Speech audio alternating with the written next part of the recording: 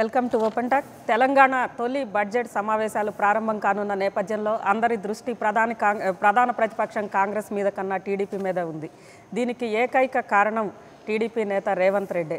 అసెంబ్లీలో అధికార పక్షాన్ని ఇరుకున పెడతానన్న రేవంత్ రెడ్డి హెచ్చరికల నేపథ్యంలో సర్వత్రా టీడీపీ వ్యూహం మీద ఉత్కంఠ నెలకొంది.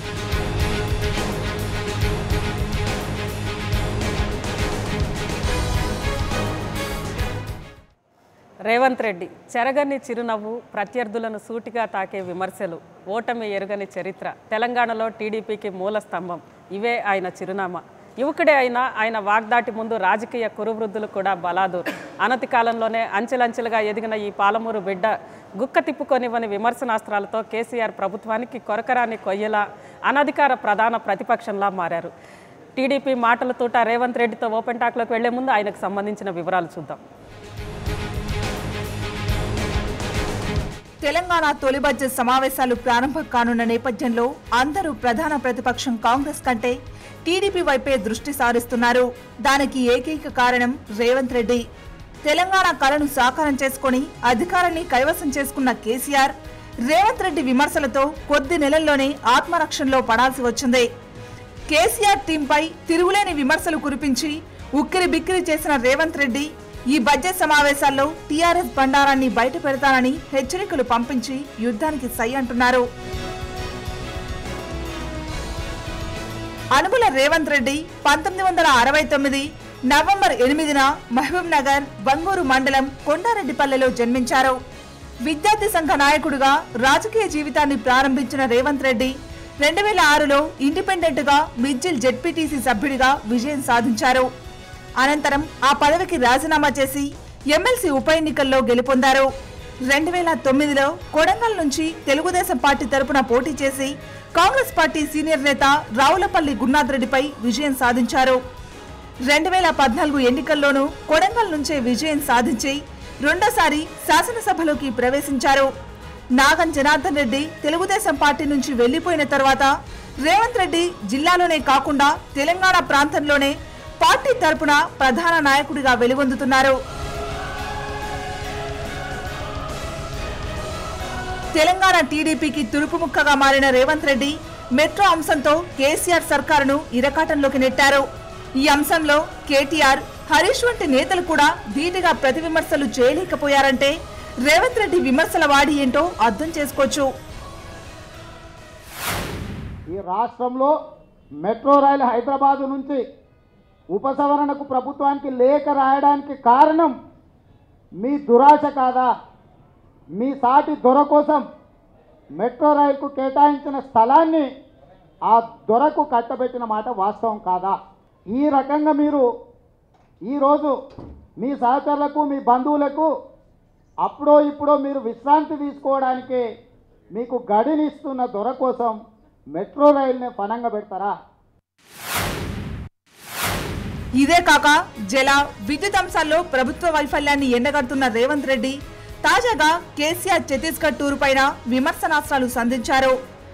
అవినీతి చేసిన పొరపాట్ల నుంచి తప్పించుకునేందుకు టీఆర్ఎస్ అసెంబ్లీ సమావేశాల వాయిదా నాటకాలు ఆడుతుందన్న రేవంత్ రెడ్డి అసెంబ్లీ సాక్షిగా ప్రభుత్వ వైఫల్యాలను ఎండగడతానని హెచ్చరికలు జారీ చేశారు.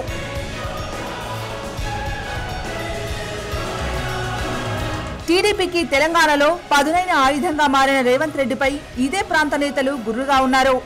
ఎప్పటినుంచో పార్టీని పట్టుకుని ఉన్న తమ కంటే రేవంత్ కు అధిపతి ప్రాధాన్యం ఇస్తుండటంతో సీనియర్లు అసంతృప్తితో ఉన్నారు. మెట్రో వివాదం వ్యవహారంలో టీటీడీఎల్పీ నేత ఎర్రబల్లితో విభేదాలు బట్టబయలయ్యాయి. ఇంటా బయట అవరోధాలు ఎదుర్కొంటున్నా ఎప్పటికైనా తెలంగాణ ముఖ్యమంత్రి కావాలన్న కలను రేవంత్ రెడ్డి ఎలా సాకారం చేసుకుంటారో చూడాల్సిందే.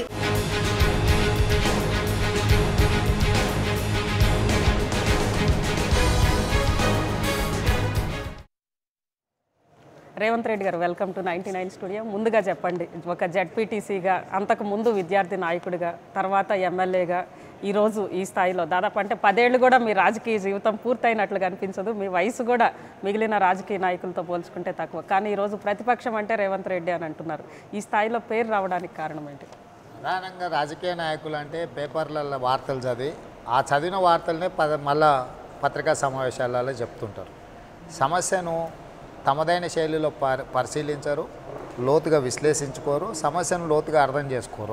అంటే సమయం లేకపోవడం వల్ల, అంటే వాళ్ళకి సామర్థ్యం ఉన్నా ఇవాళ రేపు రాజకీయ నాయకుల లైఫ్, పెళ్ళిళ్ళు, చావులు, పేరంటాలు, కార్యకర్తల పరామర్శలతోనే అవి కూడా ఉండాలి, అవి ఉండాలా.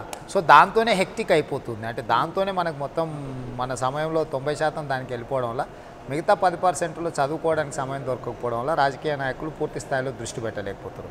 కాకపోతే నాకు మొదటి నుంచి కూడా విద్యార్థి దశ నుంచి కూడా కొంచెం అంశాల పట్ల కొంచెం విశ్లేషించుకోవడం కానీ, ఆర్గనైజేషన్లో వచ్చిన ఎక్స్పీరియన్స్ కానీ, లేకపోతే అందులో నేర్చుకున్న విధానం కానీ కొంత చదివే అలవాటు ఉన్నది.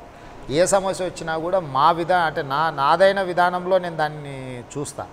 పార్టీకి దానికి ఏ రకంగా అనుబంధం ఉంది, అదేవిధంగా పార్టీ విధానం ఏందనేది నాయకుడితో తరచుగా మాట్లాడుతుంటాం కాబట్టి మనకు ఆ సమస్య పట్ల పార్టీ కోణం ఏందో కూడా మనకు అర్థమవుతుంది. దాంతోపాటు అందులో ఉన్న లోపాలు కానీ, లేకపోతే అందులో ఉన్న అంశాలను కానీ అవగాహన చేసుకొని మాట్లాడతాయి కాబట్టి కొంత ప్రజలలో కొంత గుర్తింపు వచ్చింది. రెండవది, నేను జడ్పీటీసీ కానీ ఎమ్మెల్సీ కానీ ఇండిపెండెంట్గా గెలవడం వల్ల జిల్లాలో గుర్తింపు వచ్చింది. తర్వాత జరిగిన పరిణామాలలో కూడా నాకు సంబంధం లేకపోయినా, మా ప్రాంతం కాకపోయినా, ఎక్కడో ప్రాంతంలో టికెట్ ఇస్తే కూడా, తెలియని ఏరియాలు ఇస్తే కూడా పోయి 2 సార్లు, మొదటిసారి 7,000తో గెలిచిన, రెండోసారి 15,000తో గెలిచిన. దాంతో ప్రజలలో కూడా మనకు కొంత గుర్తింపు రావడం కానీ, లేకపోతే ప్రజలకు మనం ఎంతో కొంత ఈసారి తెలంగాణలో విపరీతమైన భావోద్వేగాలు ఉన్న సందర్భంలో దాదాపుగా తెలుగుదేశం పార్టీకి గ్రామీణ ప్రాంతాలలో కొంచెం ఇబ్బందికరమైన పరిస్థితులు ఉన్న క్రమంలో ప్రచారం కూడా చేసుకోలేని పరిస్థితిలో నుంచి కూడా మనము తేరుకొని 15,000 మెజార్టీతో ఈ రాష్ట్ర ముఖ్యమంత్రి కేసీఆర్ గారు 19,000తో గెలిస్తే నేను 15,000తో గెలిచిన. ఆయన నియోజకవర్గంలో దాదాపుగా నాకు తెలిసి జడ్పీటీసీలు కానీ, ఎంపీపీలు కానీ, మున్సిపాలిటీ కానీ ఏది గెలవలేదు. నేను ఆ నియోజకవర్గంలో 5 జడ్పీటీసీలు ఉంటే 4 జడ్పీటీసీలు గెలిచిన, 5కి 5 ఎంపీపీలు గెలిచిన. అంటే ప్రజలకు మేము దగ్గర తెలంగాణ ప్రజల మీద ఒక ఏమంటారు బుల్లెట్ దూసిన చరిత్ర మీకుంది. అయినా కానీ ఎందుకు ప్రజల మీద కాదు, నేను అదే చెప్తున్నా. అక్కడే తెలంగాణ రాష్ట్ర సమితి కార్యకర్తలు వేరు, నాయకులు వేరు, ప్రజలు వేరు. తెలంగాణ ప్రజల పక్షాన మేము పోరాటం చేసినాం, తెలంగాణ రాష్ట్ర సమితిలో చేరలేదు. అంటే కేసీఆర్ ఏంటంటే తెలంగాణ రాష్ట్ర సమితే తెలంగాణ ప్రజలు అన్నట్టుగా చిత్రీకరించే ప్రయత్నం చేస్తున్నాయి. మొదటి నుంచి కూడా ఆ ఒక్క అంశాన్ని విభేదించిన. టీఆర్ఎస్ అనేది ఒక రాజకీయ పార్టీ, అధికారం కోసం తాపత్రయపడుతున్న, పాకులాడుతున్న ఒక రాజకీయ పార్టీ. తెలంగాణ ఉద్యమం అనేది ప్రజలందరూ కలిసి చేస్తున్నది. ఇవాళ టీఆర్ఎస్ ఉండొచ్చు, సిపిఐ ఉండొచ్చు, సిపిఎం ఉండొచ్చు, లేకపోతే టీడీపీ ఉండొచ్చు, కాంగ్రెస్ ఉండొచ్చు, ఎంఐఎం ఉండొచ్చు, భారతీయ జనతా పార్టీ ఉండొచ్చు. దాదాపుగా తెలంగాణలో ఉన్న పార్టీలు పక్కన పెట్టండి, ఆర్ఎస్ఎస్కు ఆర్ఎస్యుకు ఏ రోజు కూడా పొంతనలేదు. కానీ ఆర్ఎస్ఎస్ ఆర్ఎస్యు రెండు కలిసి ఒకే ఒక అంశం ఈ దేశంలో ఏకాభిప్రాయం చెప్పింది ఏంటంటే తెలంగాణ రాష్ట్రాన్ని ఏర్పాటు చేయండి అని. కాబట్టి ఈరోజు ఆ సమస్య మీద సమస్యను పరిష్కరించడం కోసం, సమస్యను లేవనెత్తడంలో మేము ముందున్నాం. కానీ కేసీఆర్ వెనకాల పోవడంలో మేము వెనుకున్నాం. కేసీఆర్ ఏమంటాడంటే నా వెనకాల వచ్చినోడు, నాతోనున్నాడు, నా కింద పనిచేసినోడే తెలంగాణవాది, మిగతా వాళ్ళందరూ తెలంగాణ వాదులకు వ్యతిరేకం అనే ఒక రకమైన చిత్రీకరణ చేయడానికి వచ్చిండ్రు. కాబట్టి మేము కరీంనగర్ వెళ్ళినప్పుడు కూడా మమ్మల్ని అడ్డుకున్నది టీఆర్ఎస్ కార్యకర్తలు, మా మీద రాళ్ల దాడి చేసింది టీఆర్ఎస్ కార్యకర్తలు. మేము వాళ్ళకు మాత్రమే వ్యతిరేకం కానీ తెలంగాణ వాదులకు వ్యతిరేకం కాదు, తెలంగాణకు వ్యతిరేకం కాదు. గతంలో బడ్జెట్ సమావేశంలో గవర్నర్ గారు బడ్జెట్ను ప్రవేశపెట్టినప్పుడు శాసనసభలో జరిగిన సంఘటనలు మీరు చూసింది కదా.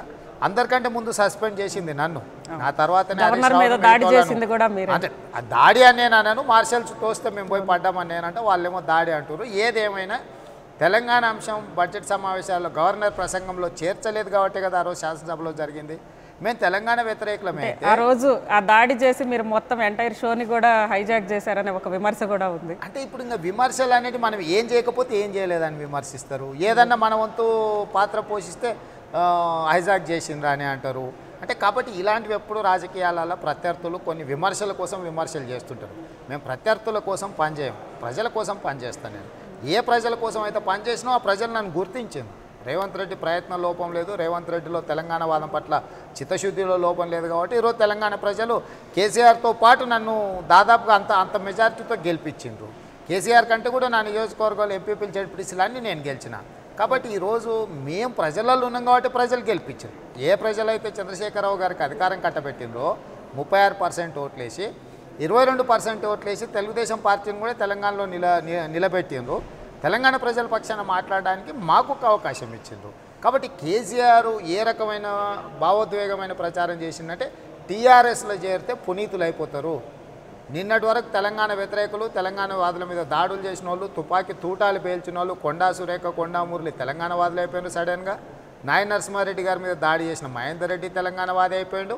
అట్లానే తిగల కృష్ణారెడ్డి, తల్లసాని శ్రీనివాస్ యాదవ్ ఈ రాష్ట్రాన్ని సమైక్యంగా ఉంచాల్సిందే, తెలంగాణ అంటే ఖబర్దార్ అన్న వాళ్ళు కూడా ఆయన పార్టీలో చేస్తే తెలంగాణ వాదులు అయిపోయారు. కాబట్టి అలాంటి తెలంగాణ వాదిని కాదు నేను నికార్సైన ప్రజలు కోరుకుంటున్న తెలంగాణ వాది, ప్రజల పక్షాన్ని ఉన్నా కాబట్టి ఈరోజు ప్రజలు ఆదరించారు.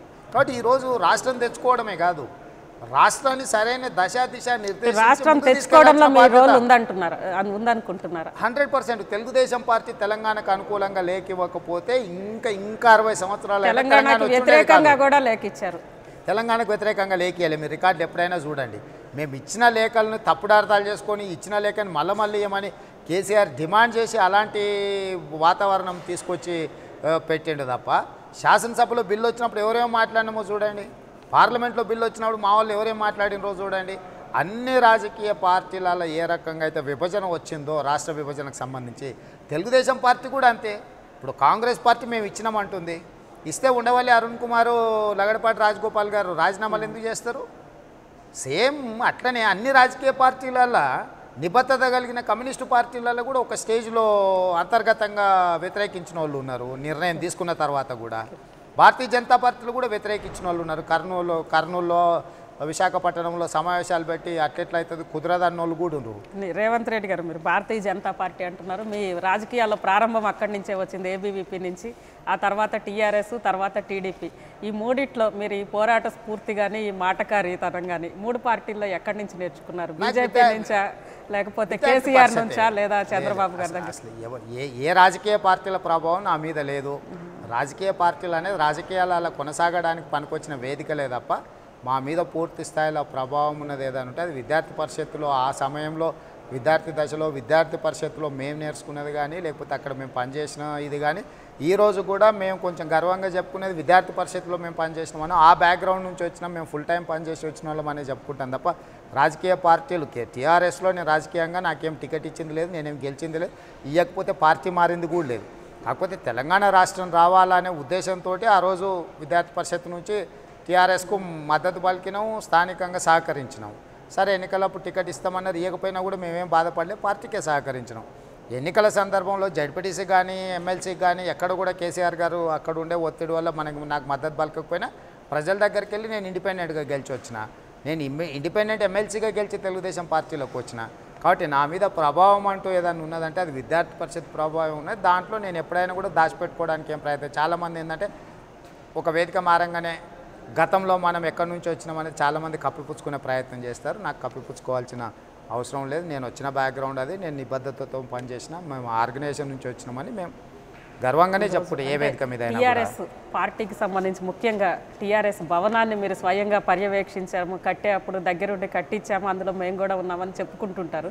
కానీ అదే భవనాన్ని మళ్ళీ కూల్చేస్తామని కూడా మీరే చెప్పారు. ఎలా చెప్పుకోనమ్మా, వాళ్ళు నీ పాత్ర ఏం లేదని ఎవరో మాట్లాడిన సందర్భంలో చెప్పిన మేము ఏం చేసినాం పోయి అడుగుపో అని. ఏ సంస్థలో మనం పనిచేస్తాం, సంస్థలో జరిగే కార్యక్రమాలలో మనం పాల్గొంటాం.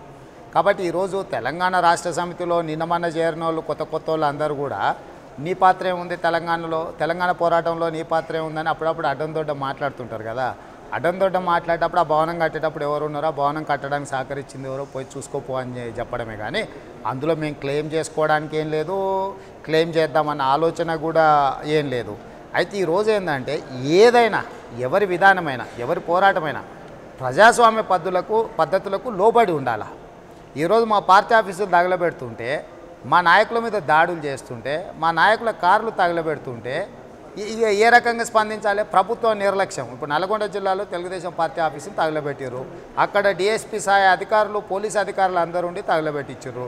మేమేమన్నా అంటేనేమో అన్నారంటారు. ఆ జిల్లా ఎస్పీ ఎవరమ్మా? ఒక దొర. ఈ రాష్ట్రానికి ముఖ్యమంత్రి దొర. ఆ పార్టీకి సహకరించడానికి 10 జిల్లాలలో జరగని ఒక విపరీతమైన సంఘటన నల్గొండ జిల్లాలో ఎందుకు జరిగింది? ఎందుకు అక్కడ ఉండే పోలీసు అధికారుల మీద చర్యలు తీసుకోలేదు? ప్రత్యక్షంగా అక్కడ ఉండి వాళ్ళ కళ్ళ ముందర పెట్రోల్ పోసి తగలబెడుతుంటే, అన్నిటికంటే తెలంగాణ ప్రాంతంలో మాధవరెడ్డి గారికి ఒక ప్రత్యేకమైన గుర్తింపు ఉంది. అభివృద్ధిలో భాగస్వామి. ఆయన ప్రాణాలను తెలంగాణ ప్రజల సేవలో వదులుకున్నాడు. అట్లాంటి మాధవరెడ్డి గారి చిత్రపటాన్ని పెట్రోల్ పోసి తగలబెడితే ఇంతకంటే దుర్మార్గం ఏముంటుంది? ఇక దీన్ని కూడా వ్యతిరేకించకపోతే, ఇది కూడా తప్పని మాట్లాడకపోతే మాకు రాజకీయం ఎందుకు? ఇంకా ఇవన్నీ ఎందుకు?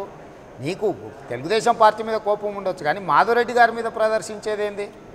కొంచెమైనా కూడా ఆ పార్టీకి కానీ ఆ అధికారులకు కానీ ఒక మాజీ హోంశాఖ మాత్యుడి చిత్రపటాన్ని పెట్రోల్ పోసి తగలబెడుతుంటే కనీసం అక్కడ ఉన్న అధికారులు ఆపలేకపోయినరే, నిలువరిద్దామన్న ప్రయత్నం చేయలేదే. అంటే ఒక ఎస్పీని పెట్టుకొని నీకు కావాల్సిన ఆటలు సాగిస్తున్న టీఆర్ఎస్ను ఖచ్చితంగా మాట్లాడాల్సి వస్తుంది. నేను దాన్ని కూలగొడతా అని చెప్పలే. నిజంగానే మీలాగా అరాచకంగా మేము ఆలోచన చేస్తే మా కార్యకర్తలకు మా ఆదేశాలకి ఒకవేళ తెలుగుదేశం పార్టీ ఇస్తే ఆ టీఆర్ఎస్ ఆఫీస్ ఏదైతుందో తలా ఒక ఇటుక తీసుకొని పోతే నేలమట్టం అయిపోతుందని చెప్పిన. కానీ అట్లాంటి పనులు చేయొద్దు అనేదే మా ఉద్దేశం. అటువైపు వెళ్ళొద్దు రాజకీయాలు మీ ఎజెండా నువ్వు చెప్పుకో, మా ఎజెండా మేము చెప్పుకోవడం, ప్రజల పక్షాన పోరాటం చేద్దాం, చైతన్యం తీసుకొద్దాం. అల్టిమేట్గా న్యాయ నిర్ణేతలు ప్రజలు, వాళ్ళు ఎన్నికలు వచ్చినప్పుడు వాళ్ళు మీ విమర్శల్లో ఈ మధ్య కాలంలో మీరు ఇప్పుడు కూడా అన్నారు దొరాన్ని ఖచ్చితంగా అంటే ఒక సామాజిక వర్గాన్ని టార్గెట్ చేస్తా ఇంకొక సామాజిక వర్గాన్ని ఓన్ చేసుకునే ప్రయత్నం ఎక్కువ కనిపిస్తుంది. సాధారణంగా టీడీపీ అంటే తెలంగాణలో ఒక సామాజిక విప్లవం తీసుకొచ్చిన పార్టీగా టీడీపీని చెప్పుకుంటారు. మీ విమర్శలు కానీ లేదా మీరు ఒక సామాజిక వర్గాన్ని ఓన్ చేసుకోవాలనుకోవడం కానీ ఇవన్నీ కూడా దానికి ఆ స్ఫూర్తికి విరుద్ధంగా లేవంటారా?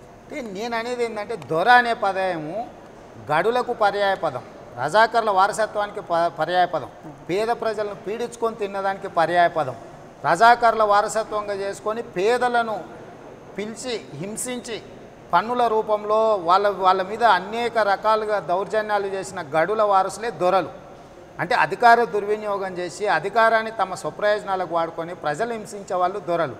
ఈరోజు పాలనలో ఉన్న వాళ్ళు కూడా ఆ రకమైన నిర్ణయాలు తీసుకున్నారు కాబట్టి దొరలు అని అంటున్నా. కానీ అదే నల్గొండ జిల్లాలో చాలా రెడ్డి కుటుంబాలను కూడా దొరలు అని పిలుస్తారు.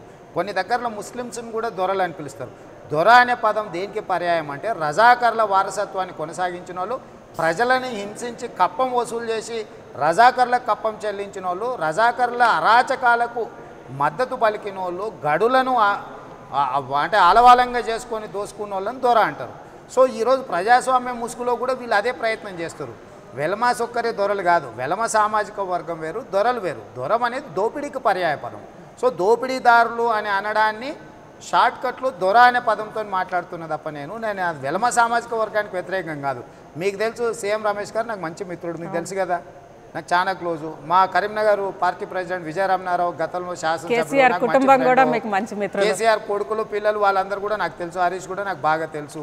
అంత మాత్రాన్ని నేను ఆ సామాజిక వర్గాన్ని ద్వేషిస్తా అని కాదు కదా. నేనైతే రోజు ఇప్పటికి కూడా సీఎం రమేష్ నేనైతే కలిసే తిరుగుతాం కదా, ఆయన కూడా అదే సామాజిక వర్గం కదా. నిజంగానే సామాజిక వర్గాన్ని ద్వేషించేటట్టుంటే వీళ్ళెవరు నాకు మిత్రులు ఉండరు కదా.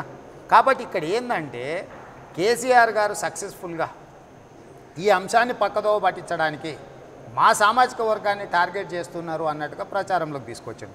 అయితే ఇక్కడ రెండు అంశాలను మీ ముందర పెట్టదలుచుకుని ఈ సందర్భంగా అంటే ప్రజలకు కూడా గుర్తు చేయాల్సిన బాధ్యత నాకుంది.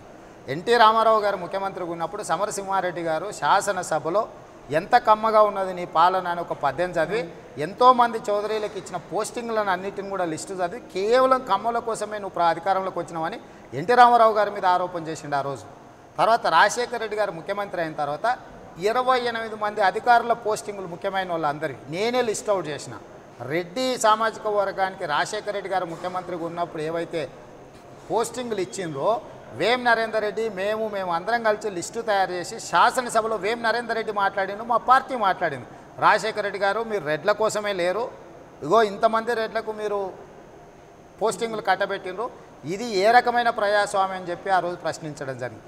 ఈ రోజు కూడా ఖచ్చితంగా మాట్లాడతాం. చంద్రశేఖరరావు గారు ఆయన కుటుంబ సభ్యులకు, ఆయన బంధువులకు, ఆయన కావాల్సిన వాళ్ళకు ఎట్టెట్లా అధికారం కట్టబెట్టిండో, ఎట్టెట్లా ప్రభుత్వ ఆస్తులను కట్టబెడుతున్నాడో, ఎట్టెట్లా పోస్టింగ్లు ఇస్తున్నాడో అన్నీ లిస్ట్ అవుట్ చేసి 0.6% ఉన్న దొరల కోసము నీ సామాజిక వర్గం కోసం గిన్నె పోస్టింగులు ఇస్తే 52% ఉన్న బీసీలకేంది, ఎస్సీలు 18% ఉన్న ఎస్సీలకేంది, 12% ఉన్న గిరిజనులకేంది, 12% ఉన్న రెడ్ల సంగతి ఏంది, అన్ని సామాజిక వర్గాల కోటాలు ఎక్కడ పోయినా నువ్వు ఒక్కడే అనుభవిస్తే ఎట్లా అని ఖచ్చితంగా మాట్లాడతా. దాంట్లో తప్పేముంది? తప్పు జరిగినప్పుడు ప్రశ్నిస్తాం. తెలంగాణలో కొత్తగా ప్రభుత్వం వచ్చింది, కొత్తగా రాష్ట్రం వచ్చింది, అది కనీసం నిలదొక్కుకోక ముందే మీరు విమర్శలు స్టార్ట్ చేశారు.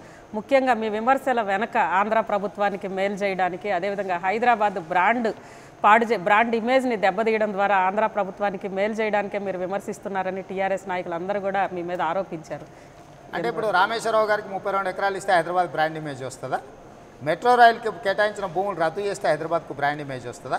మెట్రో రైలు అలైన్మెంట్ అంతా ఫిక్స్ అయిపోయి వాళ్ళ పనులు ఎన్విరాన్మెంట్ క్లియరెన్సు మాస్టర్ ప్లాన్ క్లియరెన్సులు అన్నీ తెచ్చుకున్న తర్వాత ఉన్న పలంగా భూమిలోకి పోవాలా సడన్గా నువ్వు అండర్ టన్నెల్లో పోవాలని మెట్రో రైలు అంటే అసెంబ్లీ ముందలా ఎంత దూరం నుంచి కట్టిన పిల్లర్స్ అని కూలగొట్టాలి సాధ్యాసాధ్యాలు పరిశీలించాలి కదా.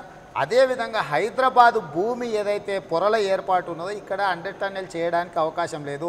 ఇది దక్కన్ దక్కన్ ప్లటూన్ అంటారు. ఇక్కడ మొత్తం రాళ్ళ అంటే మొత్తం ఫార్మేషన్ అంతా కూడా రాళ్ళతో ఉంటుంది. నువ్వు ఒక మిషన్ పెట్టి టన్నెల్ కొట్టాలంటే ఎక్కడ రాళ్ళు వస్తుందో ఎక్కడ మట్టి వస్తుందో ఎవరికీ తెలియదు. కాబట్టి హైదరాబాద్లో దుస్సాధ్యం అది. కాబట్టి పైన నుంచి పోతున్న మెట్రో రైలును సుల్తాన్ బజార్లో లోపలికి తీసుకెళ్ళమని లేకపోతే అసెంబ్లీ ముందర లోపలికి తీసుకెళ్ళమని వాళ్ళ మీద ఒత్తిడి చేసి వాళ్ళని బ్లాక్మెయిల్ చేసి వాళ్ళను రామేశ్వరరావుకి ఇద్దామనుకున్న భూముల కోసం అడ్డం తలగొండి అని వాళ్ళ మీద ఒత్తిడి తీసుకొచ్చిన తర్వాత మేము మాట్లాడలా. గేమింగ్ సిటీ గవర్నమెంట్ వాళ్ళు ఏపీ ట్రాన్స్కో వాళ్ళు అదేవిధంగా మెట్రో రైలు వాళ్ళు ప్రత్యేక ప్రభుత్వానికి లేఖలు రాసిండ్రు. మీరు ఈ రకమైన ఒత్తిడి తీసుకొస్తే మేము ఈ ప్రాజెక్టును వదిలేసుకొని వెళ్ళిపోతాం, మా డబ్బులు మాకు ఇచ్చండి అని చెప్పి అధికారికంగా వాళ్ళు లేఖలు రాసిండ్రు. ఆ అంశాలనే లేవనెత్తినాం. నేను ఒకటే అడుగుతున్నా, ప్రజల సంక్షేమ పథకాలు అమలు చేయడానికి ప్రభుత్వ నిర్ణయాలను అమలు చేయడానికి మాకు అటెండర్ లేడు అధికారులు లేడని కేసీఆర్ అంటాడు. మంచిది, అటెండర్ లేడు అధికారులు లేడు పరిపాలన సాగట్లేదు. మరి సిమెంట్ ధరలు రెండో రోజు నాడే 220 రూపాయల నుంచి 320 రూపాయలు ఎట్లయింది సమాధానం చెప్పాలి కదా. 5.5 లక్షలు ఉన్న మెడికల్ కాలేజ్ ఫీజులు 11 లక్షలు చేసిండు జీవోలు వచ్చిన అది ఎట్లా వచ్చిందో చెప్పాలి కదా. భూ కేటాయింపులు కిరణ్ కుమార్ రెడ్డి కూడా భయపడి అంటే పెండింగ్ పెట్టిపోయిన ఫైల్ క్లియర్ అయ్యి రామేశ్వరరావుకి అర్జెంటుగా 32 ఎకరాల భూ కేటాయింపులు జరిగిపోయినాయి కదా. ఇట్లా ప్రభుత్వంలో ముఖ్యమంత్రి గారికి కావాల్సిన వాళ్ళందరికీ కూడా వేగంగా పరిగెత్తుకుంటూ ఫైళ్ళు కదిలినాయి, జీవోలు వచ్చినాయి. ఇక్కడ అధికారులు ఎక్కడి నుంచి వచ్చిండ్రు? మేమేం అడుగుతున్నాం, నువ్వు తీసుకున్న నిర్ణయాలలో ఉన్న లోపాలను మాత్రమే మేము ప్రశ్నించినాము. మేము కొత్తగా ఏదో చేయలేదని అనలే. నువ్వు ప్రజా వ్యతిరేకమైన నిర్ణయాలు తీసుకోవడం వల్ల మేము కాదు. హరగోపాల్ గారు ఒక మాట అన్నారు. ఏమన్నారు? తెలంగాణ ఎందుకు తెచ్చుకున్నాం రా అని ఈరోజు బాధపడాల్సిన పరిస్థితి ఉంది. నేను అనలేదని కూడా ఆయన క్లారిఫికేషన్ ఇచ్చారు. అదే కోట్ అయింది, మీడియాలో వక్రీకరించారని హరగోపాల్ గారు తర్వాత ఏం చెప్పినాను, మీ దగ్గర బయట ఉంటుంది తీసి ప్లే చేసి చూడండి. అదేవిధంగా వరవరరావు గారు ఏం మాట్లాడారు, మమ్మల్ని వదిలేసేయండి. నక్సలైట్ల నుంచి పీడబ్ల్యూ నుంచి పీపుల్స్ వార్ నుంచి జగన్ ఇప్పుడు 8కు బంద్ పిలిపించింది కదా, ఏమేమి ఆరోపణలు చేసిండు అందులో. సో ఇప్పుడు రేవంత్ రెడ్డి తెలుగుదేశం పార్టీ సీమాంధ్ర నాయకత్వానికో లేకపోతే అస్థిరపరచడం ద్వారా ఆంధ్రప్రదేశ్ ప్రభుత్వానికి మేలు చేకూర్చాలని మేము అన్నామని అంటున్నారు. ఇప్పుడు వీళ్ళందరూ ఎవరికి సంబంధించిన వాళ్ళు? ఈరోజు కమ్యూనిస్టు పార్టీలు కూడా వాళ్ళ మీద పోరాటం చేస్తున్నారు. ప్రభుత్వానికి వ్యతిరేకంగా కమ్యూనిస్టు పార్టీలు కూడా ముందుకు వచ్చినాయి కదా. ఈరోజు ఈ రాష్ట్రంలో కాంగ్రెస్, కమ్యూనిస్టులు, భారతీయ జనతా పార్టీ, తెలుగుదేశం పార్టీ, అన్ని రాజకీయ పార్టీలు, అన్ని విద్యార్థి సంఘాలు, ఉస్మానియా యూనివర్సిటీలో విద్యార్థులు ఒకప్పుడు అంటే టీఆర్ఎస్కు అది ఒక కంచుకోట. ఇవాళ టీఆర్ఎస్ వాళ్ళని ఒక్కసారి పోయిరామన్నారు. ఎంతమంది గన్మెన్లనన్నా తీసుకొని, గన్మెన్లు లేకుండా బొమ్మని కూడా నేను అంటలేను. హరీష్, కేటీఆర్ను, కేసీఆర్ను ఉస్మానియా యూనివర్సిటీలో వెళ్ళి ఒక 10 నిమిషాలు ఏదన్నా సభను పెట్టి బయటికి రమ్మనుండ్రి. విద్యార్థులు వ్యతిరేకించరు, ఉద్యోగస్తులు వ్యతిరేకించరు, రైతు కూలి సంఘాలు వ్యతిరేకించినాయి, నేను రాజకీయ పక్షాలు వ్యతిరేకించినాయి, తెలంగాణ విద్యావంతుల వేదికలు వ్యతిరేకిస్తున్నాయి. అంటే 5 నెలలల్లా ఏ ప్రభుత్వానికైనా ఏ ముఖ్యమంత్రికైనా ఇంత వ్యతిరేకత వచ్చిన సందర్భం ఎక్కడన్నా ఉందా? ఎందుకు చంద్రశేఖరరావు గారు దీన్ని ఆలోచన చేయట్లేదు? మా మీద ఆరోపణలు చేసి తప్పించుకోవాలని చూస్తున్నాడు తప్పితే ఈరోజు తను చేస్తున్న నిర్ణయాలలో ఉన్న లోపాలను, తప్పిదాలను కృష్ణా రివర్ బోర్డును తిడతాడు, ప్రధానమంత్రిని తిడతాడు, పక్క రాష్ట్రం వాళ్ళని తిడతాడు. అసలు చంద్రశేఖరరావు గారు తిట్టని వాళ్ళు ఎవరు మిగిలినరో చెప్పండి? తన కొడుకు, తన అల్లుడు, తన కూతురు తప్ప మంత్రులను తిట్టే వాళ్ళ క్యాబినెట్లో ఉండే మంత్రులనే. సో చంద్రశేఖరరావు గారు నోరు మంచిదైతే ఊరు మంచిదని ఎప్పుడో చెప్పారు. ఆయన నోరుతో తెచ్చుకుంటున్న సమస్యలు సగం. కాబట్టి ఇతరులను తిడితే ఏం జరగదు. మీరు కూడా అలాంటి భాష ఈ మధ్య వాడుతున్నారు కదా. అంటే ఇప్పుడు అట్లా మీరు తెలుగులో నన్ను ఇంటర్వ్యూ చేస్తుండ్రు, మీతో తెలుగులో మాట్లాడితే అది బాగుంటుంది. ఇప్పుడు హిందీ ఛానల్లో వచ్చి నన్ను ఇంటర్వ్యూ చేస్తే హిందీలో మాట్లాడాల్సి వస్తుంది, ఇంగ్లీష్ ఛానల్లో మాట్లాడే వాళ్ళు వస్తే ఇంగ్లీష్లో మాట్లాడాల్సి వస్తుంది. సంస్కృతంలో గ్రాంధికంలో మాట్లాడే టీఆర్ఎస్ వాళ్ళకు సేమ్ వాళ్ళ భాషలో చెప్తే బాగా అర్థమవుతుందని చెప్పి ఆ భాషలో నేర్చుకోలే. అక్కడ ప్రతి మనిషికి అన్ని రకాల భాషలు వస్తాయి, సమయం సందర్భాన్ని బట్టి ఉపయోగిస్తాం. ఈరోజు టీఆర్ఎస్ వాళ్ళకు వాళ్ళు ఏమనుకుంటున్నారంటే వాళ్ళకు ఒకరికే చేతనైతే అనుకుంటారు, చవటలు, దద్దమ్మలు, సన్నాసులు, ఇది అదని తిట్టడానికి. అంతకంటే 10 అంతలు తిట్టగలరు. నేను అందుకే చెప్పిన గతంలో ఒకసారి, తిట్ల పోటే పెట్టుకోదలుచుకుంటే నీళ్లు లేని బావి చూసుకుందాం, అక్కడ తిడదాం, ఎవడు ఓడిపోతే వాడు ఆ బావిలో దూకి సావాలని చెప్పిన నేను టీఆర్ఎస్ వాళ్ళకి ఈరోజు కూడా చెప్తున్నా. సో వాళ్ళు మర్యాదగా ప్రజాస్వామ్యయుతమైన భాషలో మాట్లాడితే మేము కూడా అదే రకంగా మాట్లాడతాం. వాళ్ళు తిడితే మేమేదో విలువలు కాపాడడానికి ఉన్నాం, గాంధీజీలాగా ఒక చెంప కొడితే ఇంకో రెండో చెంప చూపిస్తారని అనుకుంటున్నాం. వాళ్ళు అట్లేం లేదు, చెంప కొట్టడానికి వస్తే చెంప బాగులో కొడతాం, మేమెందుకు కూరుకుంటాం? ఆ చదువు మాకు కూడా వచ్చు. కాబట్టి ఇప్పటికైనా టీఆర్ఎస్ వాళ్ళు మేము మాట్లాడుతున్న భాష మీద దృష్టి పెట్టుడు కాదు, మీరు సక్రమంగా మాట్లాడితే మేము అప్పుడు ఏం మాట్లాడాలనో ఆలోచన చేస్తాం. కాబట్టి ఏ గ్రాంధిక భాష అయితే టీఆర్ఎస్ వాళ్ళు వాడుతుండ్రో వాళ్ళకి అర్థం కావాలి, కాబట్టి అదే భాషలో వాళ్ళతో అదే మోతాదులో మాట్లాడే ప్రయత్నం చేస్తున్నాం. ఇవన్నీ కూడా విధి లేని పరిస్థితుల్లో చేస్తున్నాం, మేము ఇష్టం ఉండి కాదు. నేను దాదాపుగా 6-7 సంవత్సరాలలో మీరు చూసిండ్రు, నాకు భాష మీద పట్టుంది, సమస్యల మీద అవగాహన ఉంది, మాట్లాడేటప్పుడు కూడా నేను చాలా చూసుకొని మాట్లాడతా. కానీ ఇప్పుడు వచ్చిన ప్రత్యేకమైన పరిస్థితుల వల్ల ఆ మోతాదులో మాట్లాడితే తప్ప వాళ్ళకి అర్థమయ్యేటట్లేదు. కాబట్టి అందుకే వాళ్ళ స్టైల్లో వాళ్ళకి చెప్తే బాగుంటుందని వాళ్ళ భాషలో వాళ్ళకి సమాధానం చెప్పే ప్రయత్నం చేస్తున్నారు. కొంత సమాజానికి ఇబ్బంది కలుగుతుంది. రేవంత్ రెడ్డి లాంటి వాడు కూడా ఎందుకు ఇట్లా మాట్లాడుతున్నాయని అనుకుంటుండొచ్చు, కానీ విధిలేని పరిస్థితి, తప్పని పరిస్థితి. రేవంత్ రెడ్డి గారు, మెట్రో రైలు మీ ఆరోపణల వెనక కానీ మీ పోరాటం, మెట్రో రైలు విషయంలో మీ పోరాటం వెనక కానీ ఎల్ఎన్టీ వాళ్ళ హస్తం ఉంది, ఎల్ఎన్టీని కాపాడడానికే మీరు ఇలా చేస్తున్నారు. ఎందుకంటే మీరు ఇంతకుముందు చెప్పారు నా ఫ్రెండ్ అని చెప్పి, అతను కూడా ఎల్ఎన్టీలో భాగస్వాముడు అయి ఉన్నాడు. కాబట్టి సీఎం రమేష్ గారు ఇంతకు ముందు ఎల్ఎన్టీ అనేది ఒక పబ్లిక్ రంగ సంస్థ, దాంట్లో కలిసి ఎల్ఎన్టీ అది తప్పు, అదే చెప్తున్నా. ఎల్ఎన్టీ అనేది ఒక పబ్లిక్ రంగ సంస్థ. ఇప్పుడు ఎవరో పట్నాయక్ అనో ఎవరో చైర్మన్ ఉన్నట్టు ఎవ్రీ టైం మారిపోతుంటారు, ఎవరికి దాంట్లో ఉండదు.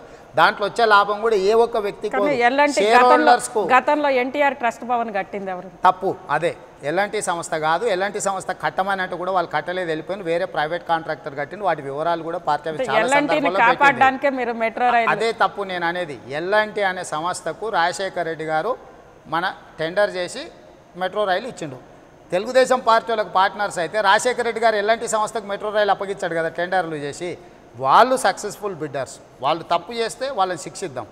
కానీ వాళ్ళని బ్లాక్మెయిల్ చేసి మన ఆర్థిక అవసరాల కోసమో మనకుండే స్వార్థం కోసమో హైదరాబాద్ బ్రాండ్ ఇమేజే మెట్రో రైలు. హైదరాబాద్లో చార్మినార్ ఎంత ముఖ్యమో, హైదరాబాద్లో హైటెక్ సిటీ ఎంత ముఖ్యమో, హైదరాబాద్కి ఔటర్ రింగ్ రోడ్ ఎంత ముఖ్యమో, హైదరాబాద్కి ఇంటర్నేషనల్ ఎయిర్పోర్ట్ ఎంత ముఖ్యమో, హైదరాబాద్కి మెట్రో రైలు, ఇవన్నీ కలిపితే ఎంత ముఖ్యమో అంతకంటే కీలకమైంది హైదరాబాద్ మెట్రో రైలు. సో హైదరాబాద్కు మణిహారం ఈరోజు మెట్రో రైలు. అలాంటి మెట్రో రైలు రావడం వల్ల హైదరాబాద్లో కొన్ని వేల కోట్ల పెట్టుబడులు వచ్చి కొన్ని లక్షల మందికి ఉద్యోగ అవకాశాలు వస్తాయి. కానీ ఎల్ఎంటీ సిఎండి నాయక్కి ఆంధ్రప్రదేశ్ ప్రభుత్వం పద్మశ్రీకి సిఫారసు చేసిందన్న వార్తలు ఉన్నాయి, ఎంతవరకు కరెక్ట్? నాకు తెలియదు, అసలు నాకు ఆ సమాచారం కూడా లేదు. మీరు చెప్తారు కాబట్టి ఇప్పుడు కనుక్కుంటాం, వాళ్ళు చేసిందా చేయలేదా ఏం జరుగుతుందనేది నాకు అసలు 1% కూడా లేదు. ఆంధ్రప్రదేశ్ ప్రభుత్వం చేసినా, కేంద్ర ప్రభుత్వం ఇచ్చినా తెలంగాణ ప్రభుత్వం చట్టానికి లోబడి పనిచేయాలి. ఎలాంటి సంస్థ అయినా చట్టానికి లోబడి పనిచేయాలి, ఒప్పందాలకు అనుకూలంగా పనిచేయాలి, ఒప్పందాలకు లోబడి పనిచేయాలి. ప్రభుత్వం అయినా ఎలాంటి సంస్థ అయినా మేము ప్రజల పక్షాన మాట్లాడేటోళ్ళమే, సంస్థల పక్షానో వ్యక్తుల పక్షానో మేము మాట్లాడేటోళ్ళం కాదు. అక్రమంగా ఈరోజు ఒక వ్యక్తికి తనకు కావాల్సిన వాడికి, తన సన్నిహితుడికి, తన బంధువుకి 2,000 కోట్ల రూపాయల ఆస్తిని అక్రమంగా కట్టబెట్టిండు.